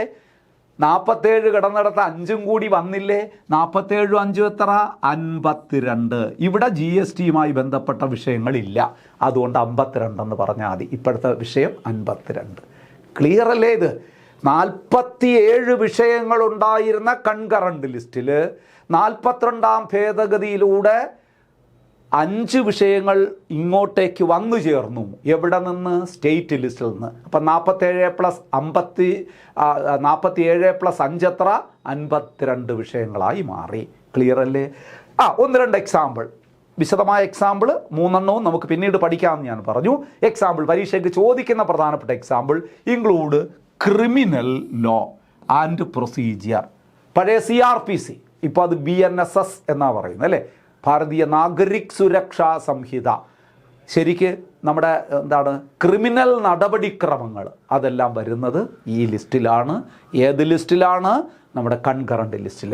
നോക്കുക, അതുപോലെ തന്നെ ക്രിമിനൽ മാത്രമല്ല, സിവിൽ പ്രൊസീജിയറും. ക്രിമിനൽ നടപടിക്രമങ്ങൾ, സിവിൽ നടപടിക്രമങ്ങൾ, മാരേജ് ആൻഡ് ഡൈവോഴ്സ്. എന്താണ്? വിവാഹവും വിവാഹമോചനവും എവിടെ വരുന്ന വിഷയമാണ്? കൺകറന്റ് ലിസ്റ്റിൽ. Population control and family planning. നിങ്ങൾ പ്ലാനിങ് എന്നൊരു വാക്ക് കേട്ടാൽ ചിലപ്പോൾ അത് ആസൂത്രണം എന്ന് മാത്രമായിരിക്കും. എവിടെ ഉൾപ്പെടുന്നു? കൺകറന്റ്. അത് എന്ത് ആസൂത്രണം ആയിക്കോട്ടെ, ഫാമിലി പ്ലാനിങ് ആകാം, ഇക്കണോമിക് പ്ലാനിങ് ആകാം, സോഷ്യൽ പ്ലാനിങ് ആകാം, എന്ത് തരം പ്ലാനിങ്ങും കൺകറൻറ്റ് ലിസ്റ്റിൽപ്പെട്ടതാണെന്ന് മനസ്സിലാക്കുക. ഇക്കണോമിക് ആൻഡ് സോഷ്യൽ പ്ലാനിങ് കേട്ടോ, ഫാമിലി പ്ലാനിങ് മാത്രമല്ല, economic planning, social planning, drugs, newspaper, ദിനപത്രങ്ങൾ, books and printing process and others, ഒരുപാട് വിഷയങ്ങൾ. ഇപ്പോൾ നമ്മുടെ മായം ചേർക്കൽ പോലെയുള്ള അല്ലെങ്കിൽ വില നിയന്ത്രണം പോലെയുള്ള ഒരുപാട് വിഷയങ്ങൾ നമ്മൾ വിശദമായി പഠിക്കും, അങ്ങോട്ട് ചെല്ലുമ്പോൾ പഠിക്കാം. ഇതെല്ലാം ഇതിനകത്ത് വരുന്നതാണ്. അപ്പോൾ ഇവിടെ കൺകറൻറ്റ് ലിസ്റ്റ് ഉൾപ്പെട്ട പ്രധാന വിഷയങ്ങൾ ഏതെന്ന് ചോദിച്ചാൽ ഇതൊന്നും ഓർമ്മ ഒന്നുമില്ലെങ്കിലും 5 നമ്മുടെ ബോണസായിട്ട് കയ്യിലിരിക്കുന്നില്ലേ? അതുണ്ടല്ലോ. ഏത്? Education, forest, protection of wild animals, weight and measures, administration, judiciary. ആ 5 മറക്കേജ് തരാം. അത് കഴിഞ്ഞിട്ട് ഇതും കൂടെ പറഞ്ഞാൽ സമ്പൂർണ്ണമായി അല്ലേ? ആയില്ല, കുറേ കൂടെ ഉണ്ട്, നമുക്കത് പഠിക്കാം. അടുത്ത ക്ലാസ്സിൽ നമുക്ക് ഭംഗിയായിട്ട് പഠിക്കാം. ഇപ്പം ഇത്രയും ധാരാളം മതി. ഞാനത് അഡീഷണലായിട്ട് കുറച്ച് കാര്യങ്ങൾ കൂടെ പറയാം എന്ന രീതിയിൽ ആണ് അതും കൂടെ നോട്ട് കൊടുത്തിട്ടുണ്ട്. നമ്മുടെ 2ാമത്തെ ക്ലാസ്സിലെ അടുത്ത ക്ലാസ്സിലേ അത് വരുള്ളൂ കേട്ടോ. അപ്പോൾ ഇത് ക്ലിയറായോ? 3 ലിസ്റ്റുകളുമായി കഴിഞ്ഞു. നമ്മൾ എന്താണ് പഠിച്ചുകൊണ്ടിരിക്കുന്നത്? സെൻട്രൽ സ്റ്റേറ്റ് റിലേഷൻഷിപ്പിൽ ഏത് റിലേഷൻഷിപ്പാണ്? Legislative relationship. അത് 2ാമത്തെ പോയിൻ്റാണ് ഇത്രയും നമ്മൾ പറഞ്ഞത്. ലെജിസ്ലേറ്റീവ് റിലേഷൻഷിപ്പ് ആദ്യം പറഞ്ഞ ടെറിട്ടറിയൽ, ഏതൊക്കെ മേഖല വരെ, പിന്നെ ഏതൊക്കെ സബ്ജക്റ്റ്, അത് പറഞ്ഞുകൊണ്ടിരിക്കുന്ന അതിൽ പോയിന്റുകളാണ്. തീർന്നില്ല. ഇതുമായി ബന്ധപ്പെട്ട് ഒരു കാര്യം കൂടെ നമ്മൾ പറയേണ്ടിയിരിക്കുന്നു. അപ്പോൾ യൂണിയൻ ലിസ്റ്റ് ഉൾപ്പെട്ട വിഷയങ്ങളിൽ പാർലമെൻറ്റിന് നിയമനിർമ്മാണം നടത്താം. സ്റ്റേറ്റ് ലിസ്റ്റ് ഉൾപ്പെട്ട വിഷയങ്ങളിൽ സംസ്ഥാന സർക്കാരിന് അല്ലെങ്കിൽ സംസ്ഥാന നിയമസഭയ്ക്ക് നിയമനിർമ്മാണം നടത്താം. കൺകറൻറ്റ് ലിസ്റ്റ്പ്പെട്ട വിഷയങ്ങളിൽ പാർലമെൻറ്റിനും സ്റ്റേറ്റ് ലെജിസ്ലേച്ചറിനും നിയമനിർമ്മാണം നടത്താം. ഇനി ഇതിലൊന്നും ഉൾപ്പെട്ടിട്ടുള്ള വിഷയമല്ലെങ്കിലോ, ഇതിലൊന്നും ഉൾപ്പെടാത്ത വിഷയമാണെങ്കിലോ, നേരത്തെ എഴുതിയ ഒറിജിനൽ കോൺസ്റ്റിറ്റ്യൂഷൻ നിലവിൽ വന്നപ്പോൾ ഉള്ള വിഷയങ്ങളെക്കുറിച്ചാണ് പറയുന്നത്. ഇനി നമ്മുടെ ആ ലിസ്റ്റുകളിലൊന്നും ഉൾപ്പെടാതെ പോയ ചില വിഷയങ്ങളുണ്ട്. ആ വിഷയങ്ങളെ നമ്മൾ പേര് പറയുന്നത് എന്താണെന്നറിയാമോ? കൺകറൻറ്റ് ലിസ്റ്റ് എന്നാണ്. നമ്മുടെ റെസിഡ്യൂറി പവർ എന്നാണ്. കൺകറൻറ്റ് അല്ല, റെസിഡ്യൂറി. അതിലേക്ക് വരാം. അതിനു മുമ്പ് ഇവിടെ നമ്മൾ പാർലമെൻ്ററി സൂപ്പർമസി ഞാൻ നേരത്തെ പറഞ്ഞത് നോട്ടായിട്ട് കൊടുത്തിരിക്കുന്നതെന്ന് കാണിച്ചു തരാം. In the case of overlapping or conflict between central law and state law, the central law prevails. ഇത് സ്ഥിരം ചോദ്യമാണ് പരീക്ഷയ്ക്ക്. കേന്ദ്രവും സംസ്ഥാനവും തമ്മിലുള്ള നിയമനിർമ്മാണത്തിൽ പൊരുത്തം ഇല്ലാതെ വന്നാൽ, കേന്ദ്ര നിയമവും സംസ്ഥാന നിയമവും യോജിക്കാതെ വന്നാൽ ഏതേ നിലനിൽക്കുകയുള്ളൂ? സെൻട്രൽ ലോ മാത്രമേ നിലനിൽക്കുകയുള്ളൂ. അതിനൊരു എക്സെപ്ഷനും കൂടെ നിങ്ങൾ പഠിക്കണം. If a state law on concurrent subject has been reserved for the consideration of president. നോക്കൂ, നമ്മുടെ കൺകറൻറ്റ് ലിസ്റ്റിൽ കിടക്കുന്ന വിഷയത്തിൽ നിയമനിർമ്മാണം നടത്താൻ പാർലമെൻറ്റിനും അധികാരമുണ്ട്, സ്റ്റേറ്റ് ലെജിസ്ലേഷനും അധികാരമുണ്ട് നമ്മൾ പറഞ്ഞു കഴിഞ്ഞു. ഇനി നമ്മൾ കൺകറൻറ്റ് ലിസ്റ്റിൽ കിടന്ന ഒരു വിഷയം സ്റ്റേറ്റ് നിയമനിർമ്മാണം നടത്തിയിട്ട് രാഷ്ട്രപതിയുടെ പരിഗണനയ്ക്ക് വിട്ടു എന്ന് വിചാരിക്കുക. If a state law on concurrent subject has been reserved for the consideration of president and received his or her assent. സംസ്ഥാനം ഒരു ഇത് ശ്രദ്ധിക്കണം, കൺകറൻറ്റ് ലിസ്റ്റിൽ ഉൾപ്പെട്ട ഒരു വിഷയത്തിൽ സംസ്ഥാനം നിയമനിർമ്മാണം നടത്തിയിട്ട് രാഷ്ട്രപതിയുടെ അംഗീകാരത്തിന് കൊടുത്തു, രാഷ്ട്രപതി അംഗീകരിച്ചു എന്ന് വിചാരിക്കുക. പിന്നെ അതിന് മുകളിലൊരു പാർലമെൻ്റ് ഒരു നിയമം നിർമ്മിച്ചാലും സ്റ്റേറ്റ് നിയമമേ നിലനിൽക്കുകയുള്ളൂ. അപ്പോൾ നേരത്തെ പറഞ്ഞൊരു എക്സെപ്ഷനാണ്. ജനറലായിട്ട് ചോദിക്കുകയാണ്, കേന്ദ്ര നിയമവും സംസ്ഥാന നിയമവും തമ്മിൽ യോജിക്കാതെ വന്നാൽ ഏത് നിയമം പ്രാബല്യത്തിൽ വരും? കേന്ദ്ര നിയമം. എന്നാൽ സംസ്ഥാന നിയമത്തെ രാഷ്ട്രപതിയുടെ പരിഗണനയ്ക്ക് വിടുകയും രാഷ്ട്രപതി അംഗീകരിക്കുകയും ചെയ്താൽ അതിന്മേൽ ഒരു സെൻട്രൽ ലോ വന്നാലും സ്റ്റേറ്റ് ലോ മാത്രമേ നിലനിൽക്കുകയുള്ളൂ. ക്ലിയർ ആവുന്നുണ്ടോ പറയുന്നത്? മനസ്സിലാക്കി വയ്ക്കണേ. ഇനിയാണ് ഞാൻ പറഞ്ഞത്, ഒരു ലിസ്റ്റിൽ ഉൾപ്പെടാത്ത വിഷയങ്ങളുണ്ട്. ഒരു വിഷയം, ഈ 3 ലിസ്റ്റിൽ ഉൾപ്പെടാത്ത വിഷയങ്ങൾ, ആ വിഷയങ്ങൾ ആണ് നമ്മൾ വിളിക്കുന്നത് റെസിഡ്യൂറി ഐറ്റംസ്, അവശിഷ്ടം ആയിട്ടുള്ള സബ്ജക്റ്റുകൾ, റെസിഡ്യൂറി സബ്ജക്ട്സ്. ആ റെസിഡ്യൂറി സബ്ജക്റ്റിന്മേൽ അധികാരമുള്ളത് ആർക്കാണെന്നാണ് നമ്മൾ പറയാൻ പോകുന്നത്. അവശിഷ്ട അധികാരം ആർക്കാണ്? ഇതെന്താണെന്ന് മനസ്സിലായോ? ഇപ്പോൾ നമ്മുടെ ഇനി ഭരണഘടന തയ്യാറാക്കിയപ്പോഴുള്ള വിഷയങ്ങളാണ് ഇങ്ങനെ ഡിവൈഡ് ചെയ്ത് വെച്ചിരിക്കുന്നത്. അതിനുശേഷം എന്തൊക്കെ പുതിയ പുതിയ വിഷയങ്ങളുണ്ടായി നോക്കൂ. കമ്പ്യൂട്ടർ സോഫ്റ്റ്വെയർ പുതിയ വിഷയമല്ലേ? കമ്പ്യൂട്ടർ ഈ ഇൻ്റർനെറ്റൊക്കെ വന്നിട്ട് തന്നെ ഏതാനും വർഷങ്ങളിലേ ആയുള്ളൂ. സൈബർ ക്രൈം, സൈബർ കുറ്റകൃത്യങ്ങൾ, നമുക്ക് പറയാം സ്പേസ് സയൻസ്. ഇന്ത്യയുടെ ബഹിരാകാശ ശാസ്ത്രം തന്നെ വന്നത് 1975 ആര്യഭട്ടയുടെ വിക്ഷേപണത്തോടു കൂടിയാണ് അതിന് കൂടുതൽ പ്രാധാന്യം വന്നത്. സൈബർ ക്രൈം, കമ്പ്യൂട്ടർ സോഫ്റ്റ്വെയർ, പിന്നെ ഇങ്ങനെയുള്ള പുതിയ പുതിയ പുതിയ പുതിയ വിഷയങ്ങൾ വന്നുകൊണ്ടേയിരിക്കും. ഇനിയും വരും പുതിയ വിഷയങ്ങൾ. അങ്ങനെ വിഷയങ്ങൾ വരുമ്പോൾ അത് ഒരു ലിസ്റ്റിൽ ഉൾപ്പെടാത്ത വിഷയങ്ങളാണല്ലോ. ആ വിഷയങ്ങളിൽ നിയമനിർമ്മാണം നടത്താനുള്ള അധികാരം ആർക്കെന്ന് ചോദിച്ചാൽ അത് പാർലമെൻറ്റിന്, അഥവാ യൂണിയൻ ഗവൺമെൻറ്റിന്. യൂണിയൻ ഗവൺമെൻറ്റിൻ്റെ ആ അധികാരത്തിൻ്റെ പേരാണ് residuary power. The power to make law with respect to residuary subjects. Residuary subject അവശിഷ്ട വിഷയങ്ങൾ, ഈ ലിസ്റ്റിൽ ഉൾപ്പെടാതെ അവശിഷ്ടമുള്ള വിഷയങ്ങൾ. Matters not enumerated in any of 3 list is vested exclusively in parliament. ശ്രദ്ധിക്കണേ. അപ്പോൾ റെസിഡ്യൂറി പവർ ഉള്ളതാണ് പാർലമെൻറ്റിനാണ്. ആർക്കാണ്? പാർലമെൻറ്റ് എന്ന് പറഞ്ഞാൽ യൂണിയൻ ഗവൺമെൻറ്റിന്. റെസിഡ്യൂറി പവറും ഇന്ത്യ കടം വാങ്ങി എവിടെയെന്ന് ചോദിച്ചാൽ Canada. Union list, state list, residuary power borrowed from Canada. But concurrent list borrowed from Australia. മറക്കരുത്. Residuary power includes residuary power of taxation. ടാക്സേഷനുമായി ബന്ധപ്പെട്ട കാര്യം, കേന്ദ്ര ഗവൺമെൻറ്റുമായി ബന്ധപ്പെട്ട ടാക്സേഷൻ നിങ്ങൾക്കറിയാം. സെൻട്രൽ GST ഒക്കെ പിരിക്കുന്നത് പിന്നെ കേന്ദ്രമാണ്. സംസ്ഥാന GST സംസ്ഥാനം പിരിക്കുമെങ്കിലും കേന്ദ്രത്തിന് ഒരു വിഹിതം എടുക്കും, കേന്ദ്രം ഒരു വിഹിതം തിരിച്ച് ഇങ്ങോട്ട് കൊടുക്കും. അങ്ങനെയൊക്കെയുള്ള കാര്യങ്ങൾ നിങ്ങൾക്കറിയാം. പക്ഷേ ഇതിലൊന്നും ഉൾപ്പെടാത്ത റെസിഡ്യൂറി പവർ ഓഫ് ടാക്സേഷനൊക്കെ ഈ പുതിയ വിഷയത്തിൽ വരുന്നതാണ്. അതിൻ്റെയൊക്കെ അധികാരം കേന്ദ്ര ഗവൺമെൻറ്റിന് തന്നെയാണ്. Residuary powers allows government to address unforeseen matters. കണ്ട, അപ്രതീക്ഷിതമായി വരുന്ന വിഷയങ്ങൾ, പുതിയ പുതിയ വിഷയങ്ങൾ. Example space technology, e commerce, ഇതൊക്കെ പുതിയ വിഷയങ്ങളിലെ. Computer software, all these are residuary subjects. The central government or union government or parliament has power on these subjects. ഈ വിഷയങ്ങളിൽ അധികാരമുള്ളതാണ് പാർലമെൻറ്റ്. എവിടുന്ന് കടം വാങ്ങി residuary power? Canada. Article relating to residuary power പരീക്ഷയ്ക്ക് ചോദിക്കുന്നതാണ്. ആർട്ടിക്കിൾ 248, 248 ഇന്ത്യൻ ഭരണഘടന അനുച്ഛേദം 248 residuary പവറിനെ കുറിച്ച് പ്രതിപാദിക്കുന്നത്. യൂണിയൻ പാർലമെൻറ്റിനാണ് റെസിഡ്യൂറി അധികാരങ്ങളുള്ളത്. ഇന്ത്യ ബോറോഡ് റെസിഡ്യൂറി പവർ അതവിടെ കൊടുത്തിട്ടുണ്ട്. കാനഡയിൽ നിന്ന് എന്തൊക്കെ? Union list, state list, residuary power അല്ലേ. കൺകറന്റ് ലിസ്റ്റ് എവിടെ നിന്ന്? ഓസ്ട്രേലിയയിൽ നിന്ന്. അപ്പോൾ 2 ലെജിസ്ലേറ്റീവ് പവറിലെ 2 കാര്യങ്ങളാണ് നമ്മൾ പഠിച്ചത്. ടെറിട്ടറിയൽ എക്സ്റ്റൻറ്റും അതുപോലെ തന്നെ സബ്ജക്റ്റുമായി ബന്ധപ്പെട്ട. ഇനി നമ്മൾ GSTയുമായി ബന്ധപ്പെട്ടൊരു കാര്യം പറഞ്ഞില്ലേ, അതുകൂടെ ഓർത്തോളൂ. GST and concurrent powers. Amendment act 2016 made a special provision with respect to goods and services tax GST, empowering both the parliament and state legislator to make laws governing goods and services. നമ്മൾ നേരത്തെ പറഞ്ഞു. അതായത് അതുകൊണ്ടാണ് ഇത് എവിടെയൊക്കെ ബാധിച്ചത്? Union ലിസ്റ്റിനെയും ബാധിച്ചു, സംസ്ഥാന ലിസ്റ്റിൽ. ഈ 2 സബ്ജക്റ്റുകൾ കുറഞ്ഞ കാര്യം പറഞ്ഞല്ലോ. അപ്പോൾ 2 വരും. അതാണ് എംപവർ. ഇത് GST ആർക്കൊക്കെ അധികാരം നൽകുന്നു? Both parliament and state legislator make law. അതായത് GSTയുമായി ബന്ധപ്പെട്ട് നിയമനിർമ്മാണം നടത്താൻ പാർലമെൻറ്റിനും അധികാരമുണ്ട്, സംസ്ഥാന നിയമനിർമ്മാണ സഭയ്ക്കും അധികാരമുണ്ട്. അപ്പം ലെജിസ്ലേറ്റീവ് പവറിൽ 4 ആസ്പെക്ട്സ് ഉണ്ടെന്ന് പറഞ്ഞാൽ 2 ആസ്പെക്റ്റേ പഠിച്ചുള്ളൂ. ടെറിട്ടറിയൽ എക്സ്റ്റൻറ്റും നമ്മൾ പഠിച്ചു, സബ്ജക്റ്റുമായി ബന്ധപ്പെട്ട എക്സ്റ്റൻറ്റും നമ്മൾ പഠിച്ചു. അടുത്ത് നോക്കൂ, parliamentary legislation in state field. അത് ഞാൻ പറഞ്ഞതാണ്. എന്താണ് പാർലമെൻ്ററി ലെജിസ്ലേഷൻ? സ്റ്റേറ്റ് ലിസ്റ്റിൽ കിടക്കുന്ന വിഷയങ്ങളിൽ പാർലമെൻറ്റിന് നിയമനിർമ്മാണം നടത്താൻ കഴിയുന്ന സാഹചര്യങ്ങൾ.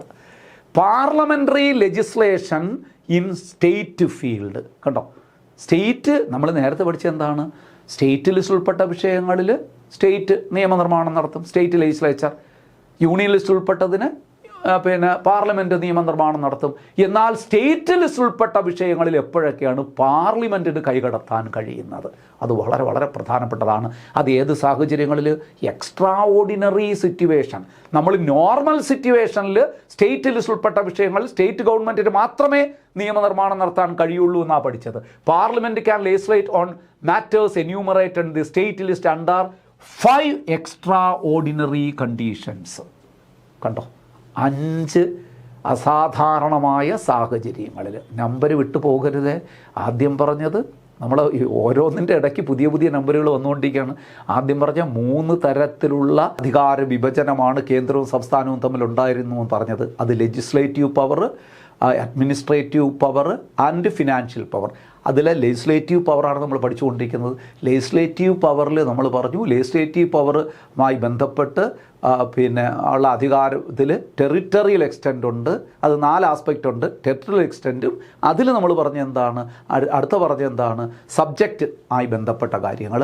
മൂന്നാമത് പറഞ്ഞ parliamentary legislation in the state field. State സബ്ജക്റ്റിൽ പാർലമെൻറ്റിന് നിയമനിർമ്മാണം നടത്താൻ കഴിയുന്ന സാഹചര്യങ്ങൾ. 5 സാഹചര്യങ്ങളിൽ പാർലമെൻറ്റിന് സ്റ്റേറ്റ് ലിസ്റ്റിൽ ഉൾപ്പെട്ട വിഷയങ്ങളിൽ നിയമനിർമ്മാണം നടത്താം. വളരെ പ്രധാനപ്പെട്ടതാണ്. ഒന്ന് ശ്രദ്ധിക്കുക. ഒന്ന്, when Rajya Sabha passes a resolution, article 249 249 വകുപ്പ് പ്രകാരം രാജ്യസഭ ഒരു റെസല്യൂഷൻ പാസ്സാക്കുകയാണ്, ഒരു പ്രമേയം പാസ്സാക്കുകയാണ്. എന്ത് പറഞ്ഞുകൊണ്ട്? അതായത് വെരി ഇമ്പോർട്ടൻ്റ് ആണ് ഈ വാക്കൊന്ന് ശ്രദ്ധിച്ച്. നാഷണൽ ഇൻട്രസ്റ്റിന് വേണ്ടി, ദേശീയ താല്പര്യത്തിനു വേണ്ടിയിട്ട് സ്റ്റേറ്റ് ലിസ്റ്റിൽ ഉൾപ്പെട്ട ഒരു വിഷയത്തിൽ പാർലമെൻറ്റ് നിയമനിർമ്മാണം നടത്തണം എന്നാവശ്യപ്പെട്ടുകൊണ്ട് രാജ്യസഭ ഒരു പ്രമേയം പാസ്സാക്കിയാൽ സ്റ്റേറ്റ് ലിസ്റ്റിൽ ഉൾപ്പെട്ട വിഷയത്തിൽ പാർലമെൻറ്റിന് നിയമനിർമ്മാണം നടത്താം. ഇത്രയേ ഉള്ളൂ പോയിൻ്റ്. അതായത് when Rajya Sabha passes a resolution, എന്തിന്? റെസല്യൂഷൻ എന്താണ്? Demanding formulation of law by parliament in the state list, അതായത് in the subjects include in the state list for national interest, ദേശീയ പ്രാധാന്യം അല്ലെങ്കിൽ ദേശീയ താല്പര്യത്തിന് വേണ്ടി. നോക്കാം. If Rajya Sabha declares supported by 2/3 of members present and voting. അത് ശ്രദ്ധിക്കണം. രാജ്യസഭ പ്രമേയം പാസ്സാക്കേണ്ടത്. അപ്പോൾ അതൊക്കെ നിങ്ങളിന്ന് ഡീറ്റെയിൽ ആയിട്ട് തന്നെ മനസ്സിലാക്കി വെച്ചോളൂ. സ്റ്റേറ്റ് ലിസ്റ്റ് ഉൾപ്പെട്ട വിഷയത്തിൽ പാർലമെൻറ്റിന് നിയമനിർമ്മാണം നടത്താം എന്ന് രാജ്യസഭ റെസല്യൂഷൻ പാസ്സാക്കേണ്ടത് ഏത് മെജോറിറ്റിയിലാണ്?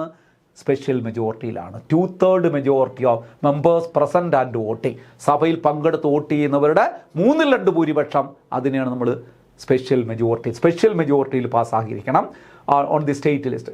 എന്തിനാണ്? അപ്പോൾ നിങ്ങൾ ഇത്ര ഓർമ്മിച്ചാൽ മതി. രാജ്യസഭ 2/3 ഭൂരിപക്ഷത്തിൽ ഒരു പ്രത്യേക പ്രമേയം പാസ്സാക്കിയാണ്. എന്താണ് പ്രമേയത്തിൽ പറയുന്നത്? രാജ്യ താല്പര്യത്തിന് വേണ്ടി സ്റ്റേറ്റ് ലിസ്റ്റിൽ ഉൾപ്പെട്ട ഒരു വിഷയത്തിൽ പാർലമെൻറ്റിന് നിയമനിർമ്മാണം നടത്താം. ഇത്രയേ ഉള്ളൂ. The resolution remains in force for 1 year and can be renewed repeatedly. ഇത് ഒരു നിയമം പാസ്സാക്കി കഴിഞ്ഞാൽ അതങ്ങനെ അങ്ങ് നീണ്ടു പോവില്ല. മനസ്സിലാവുന്നുണ്ടല്ലോ? അത് ഏതാണ്ട് 1 വർഷം മാത്രമേ അത് നിലനിൽക്കുകയുള്ളൂ. ശ്രദ്ധിക്കണം കേട്ടോ. അപ്പോൾ അങ്ങനെ ഒരു നിയമനിർമ്മാണം നടത്താം, പാർലമെൻറ്റിന് ഒരു നിയമനിർമ്മാണം നടത്താം എന്ന് പറഞ്ഞാൽ ആയുഷ്കാലം മുഴുവനും ആ ലിസ്റ്റിൽ കിടക്കുന്ന വിഷയങ്ങളിൽ പാർലമെൻറ്റ് നിയമനിർമ്മാണം നടത്താൻ പറ്റില്ല. ദി റെസല്യൂഷൻ റിമൈൻസ്, ആ പ്രമേയം ശരിക്ക് പറഞ്ഞു കഴിഞ്ഞാൽ 1 വർഷം മാത്രമേ നിലനിൽക്കുകയുള്ളൂ. അത് കഴിഞ്ഞാൽ പിന്നെ ഈ അധികാരം പോകും. മനസ്സിലാകുന്നല്ലോ? അപ്പോൾ ഇവിടെ ശ്രദ്ധിക്കുക. 249 വകുപ്പ് പ്രകാരം രാജ്യസഭ ഒരു പ്രമേയം പാസ്സാക്കുമ്പോൾ എന്ത് ചെയ്യാം? സ്റ്റേറ്റ് ലിസ്റ്റ് കിടക്കുന്ന വിഷയത്തിൽ പാർലമെൻറ്റിന് ഇടപെടാം. ഇനി രണ്ടാമത്തേതിൽ പറഞ്ഞു ഡ്യൂറിങ് നാഷണൽ എമർജൻസി. 352 വകുപ്പ് പ്രകാരം ദേശീയ അടിയന്തരാവസ്ഥ പ്രഖ്യാപിക്കുമ്പോൾ parliament can make law on any matter in the state list. നമ്മൾ എമർജൻസി പഠിപ്പിച്ചപ്പോൾ ഞാൻ പറഞ്ഞതാണ് അല്ലേ? ദേശീയ അടിയന്തരാവസ്ഥ പ്രഖ്യാപിക്കുക. 2 പോയിൻ്റായി. അതൊക്കെ രാജ്യസഭ ഒരു പ്രമേയം പാസ്സാക്കുമ്പോൾ, പിന്നെ ദേശീയ അടിയന്തരാവസ്ഥ പ്രഖ്യാപിക്കുമ്പോൾ. മൂന്നാമത്തെ നോക്ക്, when state make A request, States സംസ്ഥാനങ്ങൾ, when 2 or more states make a request under Article 252, if legislature of 2 or more states passes resolution requesting Parliament to enact law on a subject on a state list matter for those states. അതാണ് നിങ്ങൾ മനസ്സിലാക്കേണ്ടത്. 2 അതിലധികമോ സംസ്ഥാനങ്ങൾ ഒരു പ്രമേയം പാസ്സാക്കിക്കൊണ്ട് പാർലമെൻറ്റിനോട് ആവശ്യപ്പെടുകയാണ് state ലിസ്റ്റിൽ കിടക്കുന്ന വിഷയങ്ങളിൽ നിയമനിർമ്മാണം നടത്തണം 252 വകുപ്പ് പ്രകാരം ഇങ്ങനൊരു പ്രമേയം പാസ്സാക്കുന്നു. ആര്? രണ്ടോ അതിലധികമോ സംസ്ഥാനങ്ങൾ. എങ്കിൽ പാർലമെൻറ്റിന് നിയമനിർമ്മാണം നടത്താം ആ സംസ്ഥാനങ്ങളുടെ വിഷയങ്ങളിൽ മാത്രം. മറ്റ് സംസ്ഥാനങ്ങളുടെ വിഷയങ്ങളിൽ കൈകടത്താൻ പറ്റില്ല. ഈ ആവശ്യപ്പെട്ട സംസ്ഥാനങ്ങളുണ്ട്, 2 അതിലധികമോ സംസ്ഥാനങ്ങൾ ആവശ്യപ്പെടുകയാണ് ഞങ്ങളുടെ ലിസ്റ്റിലുള്ള വിഷയങ്ങളിൽ പാർലമെൻറ്റിനൊരു നിയമനിർമ്മാണം നടത്തണം എന്നാവശ്യപ്പെടുക. ആ ആവശ്യപ്പെട്ട സംസ്ഥാനങ്ങളുടെ ലിസ്റ്റിൽ കിടക്കുന്ന വിഷയങ്ങളിൽ പാർലമെൻറ്റിന് നിയമനിർമ്മാണം നടത്താം. മനസ്സിലായല്ലോ? അടുത്തതെന്താണ്? 4, ടു ഇംപ്ലിമെൻറ്റ് ഇൻ്റർനാഷണൽ എഗ്രിമെൻറ്റ്സ്.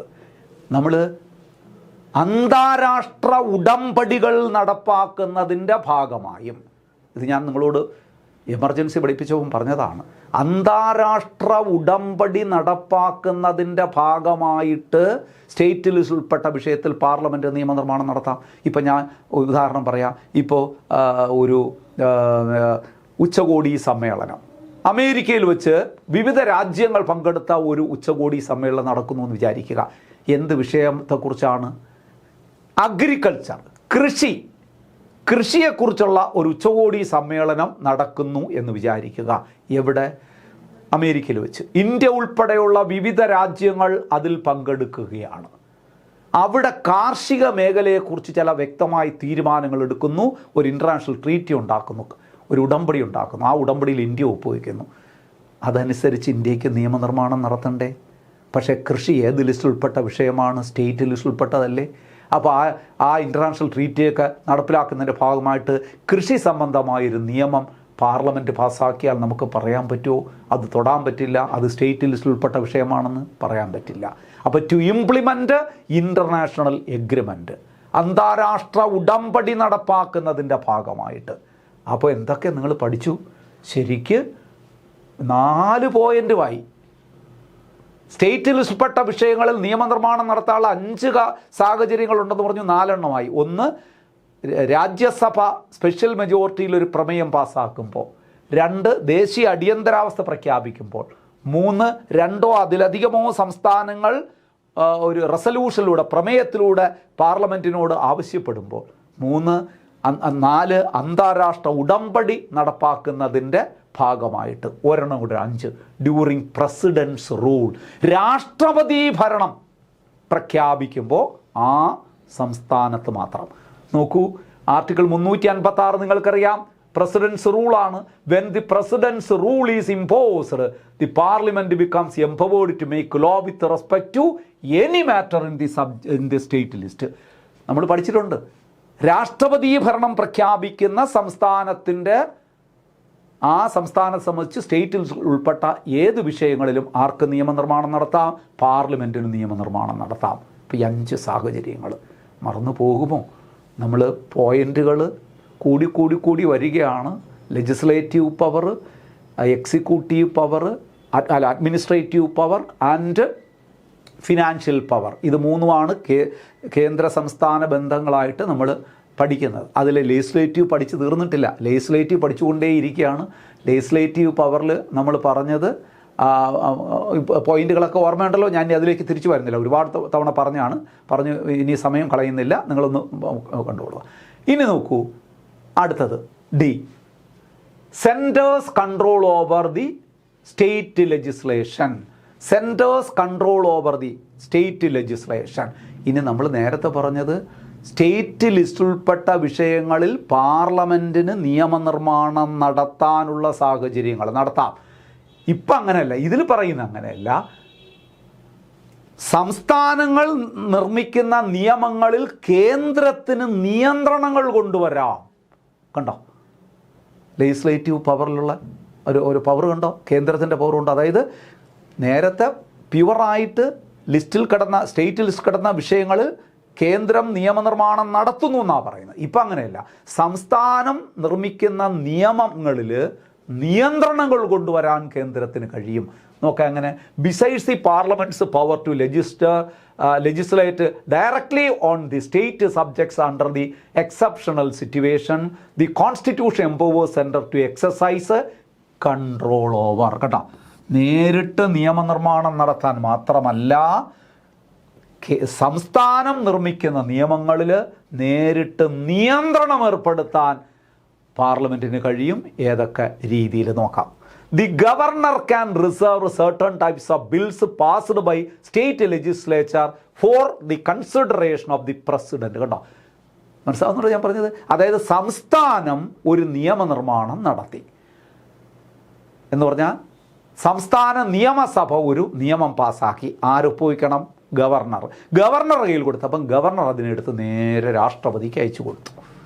അപ്പോൾ കേന്ദ്രത്തിൻ്റെ കൺട്രോളായി കഴിഞ്ഞില്ലേ? രാഷ്ട്രപതി, പ്രസിഡന്റ് എൻജോയ് അബ്സല്യൂട്ട് വീറ്റോ. ഉണ്ടോ? അങ്ങനെ അയച്ചു കൊടുത്താൽ പ്രസിഡന്റിന് വേണമെങ്കിൽ അബ്സല്യൂട്ട് വീറ്റോ പ്രയോഗിക്കാം. അബ്സല്യൂട്ട് വീറ്റോ എന്ന് പറഞ്ഞു കഴിഞ്ഞാൽ ആ പാസ്സാക്കിയ ബില്ല് റദ്ദ് ചെയ്യാൻ രാഷ്ട്രപതിക്ക് അധികാരമുണ്ട്.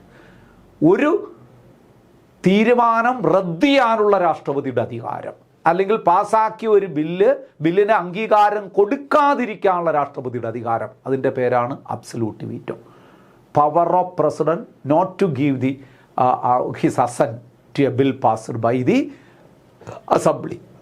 അസംബ്ലി പാസ്സാക്കിയ ഒരു ബില്ല് രാഷ്ട്രപതി അംഗീകരിക്കാതിരിക്കാൻ അദ്ദേഹത്തിന് അധികാരമുണ്ട്. അതിൻ്റെ പേരാണ് അബ്സല്യൂട്ട് വീറ്റോ. അത് പ്രയോഗിക്കുക. അപ്പോൾ കണ്ടോ, ഡയറക്റ്റ് നിയമനിർമ്മാണം കേന്ദ്രം നടത്തുന്നില്ല, പക്ഷേ കേന്ദ്രം സംസ്ഥാനത്ത് നിർമ്മിച്ച നിയമത്തിലൊരു കൺട്രോൾ ഏർപ്പെടുത്താൻ കഴിഞ്ഞു ഈ രീതിയിലൂടെ. ഇനിയും നോക്കാം. Bill on certain matters enumerated in the state list can be introduced in the state legislature only with the previous sanction of the president. കണ്ടോ, വേറൊരു നിയമം കൊണ്ടുവരും, ഇങ്ങനൊരു ഇൻസ്ട്രക്ഷൻ കൊണ്ടുവരും. അതായത് സ്റ്റേറ്റ് ലിസ്റ്റിൽ കിടക്കുന്ന വിഷയങ്ങളിൽ നിയമനിർമ്മാണം നടത്തണമെങ്കിൽ നേരത്തെ രാഷ്ട്രപതിയുടെ അനുമതി വാങ്ങണം. അതും ഒരു കൺട്രോളല്ലേ നിയമനിർമ്മാണത്തിന്മേൽ. Bill of certain matters enumerate in the state list can be introduced in the state legislature only with previous sanction of the president. സംസ്ഥാന നിയമസഭയിലേക്ക് എന്തെങ്കിലും ഒരു ബില്ല് അവതരിപ്പിച്ച് പാസ്സാക്കുന്നതിന് മുമ്പ് ആ ബില്ല് സംസ്ഥാന നിയമസഭയിലേക്ക് അവതരിപ്പിക്കാൻ രാഷ്ട്രപതിയുടെ സാങ്ഷൻ വേണം എന്നൊരു നിയമം കൊണ്ടുവരും. അതും നമ്മുടെ നിയമത്തെ അവർ ശരിക്ക് കേന്ദ്രം നിയമം നിർമ്മിക്കുന്നില്ലെങ്കിൽ നമ്മുടെ നിയമനിർമ്മാണത്തെ കൺട്രോൾ ചെയ്യുന്ന രീതിയല്ലേ. അടുത്ത നോക്ക്. The president can direct state to reserve money bill and other financial bill passed by the state legislature for his consideration during financial emergency. നമ്മൾ പഠിച്ചതാണ്. ഫിനാൻഷ്യൽ എമർജൻസി പ്രഖ്യാപിക്കുന്ന സമയത്ത് സംസ്ഥാനങ്ങളോട് രാഷ്ട്രപതി പറയും, നിങ്ങളുടെ സാമ്പത്തികമായ ബില്ലുകളൊക്കെ ഇങ്ങോട്ടേക്ക് വിടൂ, എൻ്റെ പരിഗണനയ്ക്ക് വിടൂ. നിർബന്ധമാണ്. രാഷ്ട്രപതിയുടെ പരിഗണനയ്ക്ക് വിടുക എന്ന് ഫിനാൻഷ്യൽ എമർജൻസി, സാമ്പത്തിക അടിയന്തരാവസ്ഥ പ്രഖ്യാപിക്കുന്ന സമയത്ത് സംസ്ഥാനത്തിന് ഒരു മണി ബില്ലോ മറ്റ് ഫിനാൻസ് ബില്ലുകളോ ഒന്നും സ്വതന്ത്രമായി പാസ്സാക്കാൻ പറ്റില്ല. രാഷ്ട്രപതിയുടെ അംഗീകാരത്തോടുകൂടി പരിഗണനയോടുകൂടി മാത്രമേ അത് പാസ്സാക്കാൻ കഴിയുകയുള്ളൂ. ഇതൊക്കെ ഡയറക്റ്റ് അല്ലാതെ ഇൻഡയറക്റ്റ് കൺട്രോളാണ്. അടുത്ത് നോക്കൂ. From the above it is clear that constitution has assigned position of superior to the centre. അല്ലേ? ഇതിൽ നമുക്കൊരു കാര്യം മനസ്സിലായി. ഭരണഘടനാ പ്രകാരം സുപ്പീരിയർ അതോറിറ്റി എന്ന് പറയുന്നത് സെൻട്രൽ ഗവൺമെൻറ് തന്നെയാണ്. കേന്ദ്ര ഗവൺമെൻറ്റിന് ഒരു സുപ്പീരിയർ പവറുണ്ട്. സുഹൃത്തുക്കളെ, ലെജിസ്ലേറ്റീവ് പവർ ആണ് നമ്മൾ ഇത്രയും. ലെജിസ്ലേറ്റീവ് എന്താ പവറല്ല, ശരിക്കും പറഞ്ഞു കഴിഞ്ഞാൽ legislative relation between central and state ആണ് നമ്മൾ പഠിച്ചത്. വെരി ഇമ്പോർട്ടൻ്റ് ആണ്. ഒരുപാട് പറഞ്ഞ് നിങ്ങളെ ബുദ്ധിമുട്ടിക്കണ്ട എന്ന് കരുതിയിട്ടാണ് ഞാൻ ഈ ടോപ്പിക്ക് ഒരു 2 ക്ലാസ് ആയിട്ട് എടുക്കാമെന്ന് പറഞ്ഞത്. ഇത് ലെജിസ്ലേറ്റീവ് റിലേഷൻഷിപ്പ് മാത്രമേ ഇപ്പം പഠിച്ചുള്ളൂ. അതിനകത്ത് ഒരുപാട് പോയിന്റുകൾ വന്നിട്ടുണ്ട്. ഭംഗിയായി നിങ്ങൾക്ക് മനസ്സിലായി എന്ന് ഞാൻ വിശ്വസിക്കുകയാണ്. മനസ്സിലാകാത്തവർ ആവർത്തിച്ച് വായിക്കുക. ഒരുപാട് തവണ വായിച്ച് ഈ പറഞ്ഞ പോയിന്റുകളും അതിൽ വരുന്ന ആർട്ടിക്കിളുകൾ, അമെൻമെൻറ്റുകളും ഒക്കെ നന്നായി മനസ്സിലാക്കി വയ്ക്കുക. അപ്പോൾ ഇനി നമ്മൾ പഠിക്കാനുള്ള എന്താണ്? നമ്മുടെ സെൻട്രൽ സ്റ്റേറ്റ് റിലേഷൻഷിപ്പാണ് നമ്മൾ പഠിച്ചുകൊണ്ടിരിക്കുന്നത്. സെൻട്രൽ സ്റ്റേറ്റ് റിലേഷൻഷിപ്പിനെ നമ്മൾ 3ആയിട്ടാണ് ഡിവൈഡ് ചെയ്തിരിക്കുന്നത്. എന്തൊക്കെ? Legislative relationship, administrative relationship and financial relationship. അത് ഏറ്റവും കൂടുതലുള്ളത് ലെജിസ്ലേറ്റീവ് റിലേഷൻഷിപ്പ് ആയതുകൊണ്ടാണ് അത് ഒറ്റ ക്ലാസ് ആയിട്ട് എടുത്തത്. ഇനി 2ഉം കൂടി നമുക്ക് ഒറ്റ ഒരു ക്ലാസ്സിലങ്ങ് തീർക്കാവുന്നതേ ഉള്ളൂ. ഏതൊക്കെ റിലേഷൻഷിപ്പ്? അഡ്മിനിസ്ട്രേറ്റീവ് റിലേഷൻഷിപ്പും ഫിനാൻഷ്യൽ റിലേഷൻഷിപ്പും. അപ്പോൾ സുഹൃത്തുക്കളെ, ഇന്നത്തെ ക്ലാസ് നിങ്ങൾക്ക് മനസ്സിലായിട്ടുണ്ടാവുമെന്ന് വിശ്വസിക്കുന്നു. ഒരുപാട് താല്പര്യത്തോടു കൂടി തന്നെ പഠിക്കുക. വിജയിക്കണം എന്ന അടങ്ങാത്ത ആഗ്രഹവുമായി സഹകാരി റൈസ് പ്ലസിനോടൊപ്പം മുന്നോട്ട് പോയിക്കൊണ്ടേയിരിക്കുക. വിജയം വരെ ഞങ്ങൾ നിങ്ങൾക്കൊപ്പം ഉണ്ടാകും, ഉറപ്പ്. ക്ലാസ് കണ്ടുകൊണ്ടിരുന്ന എല്ലാവർക്കും നന്ദി അറിയിക്കുന്നു. Thank you so much. Good bye.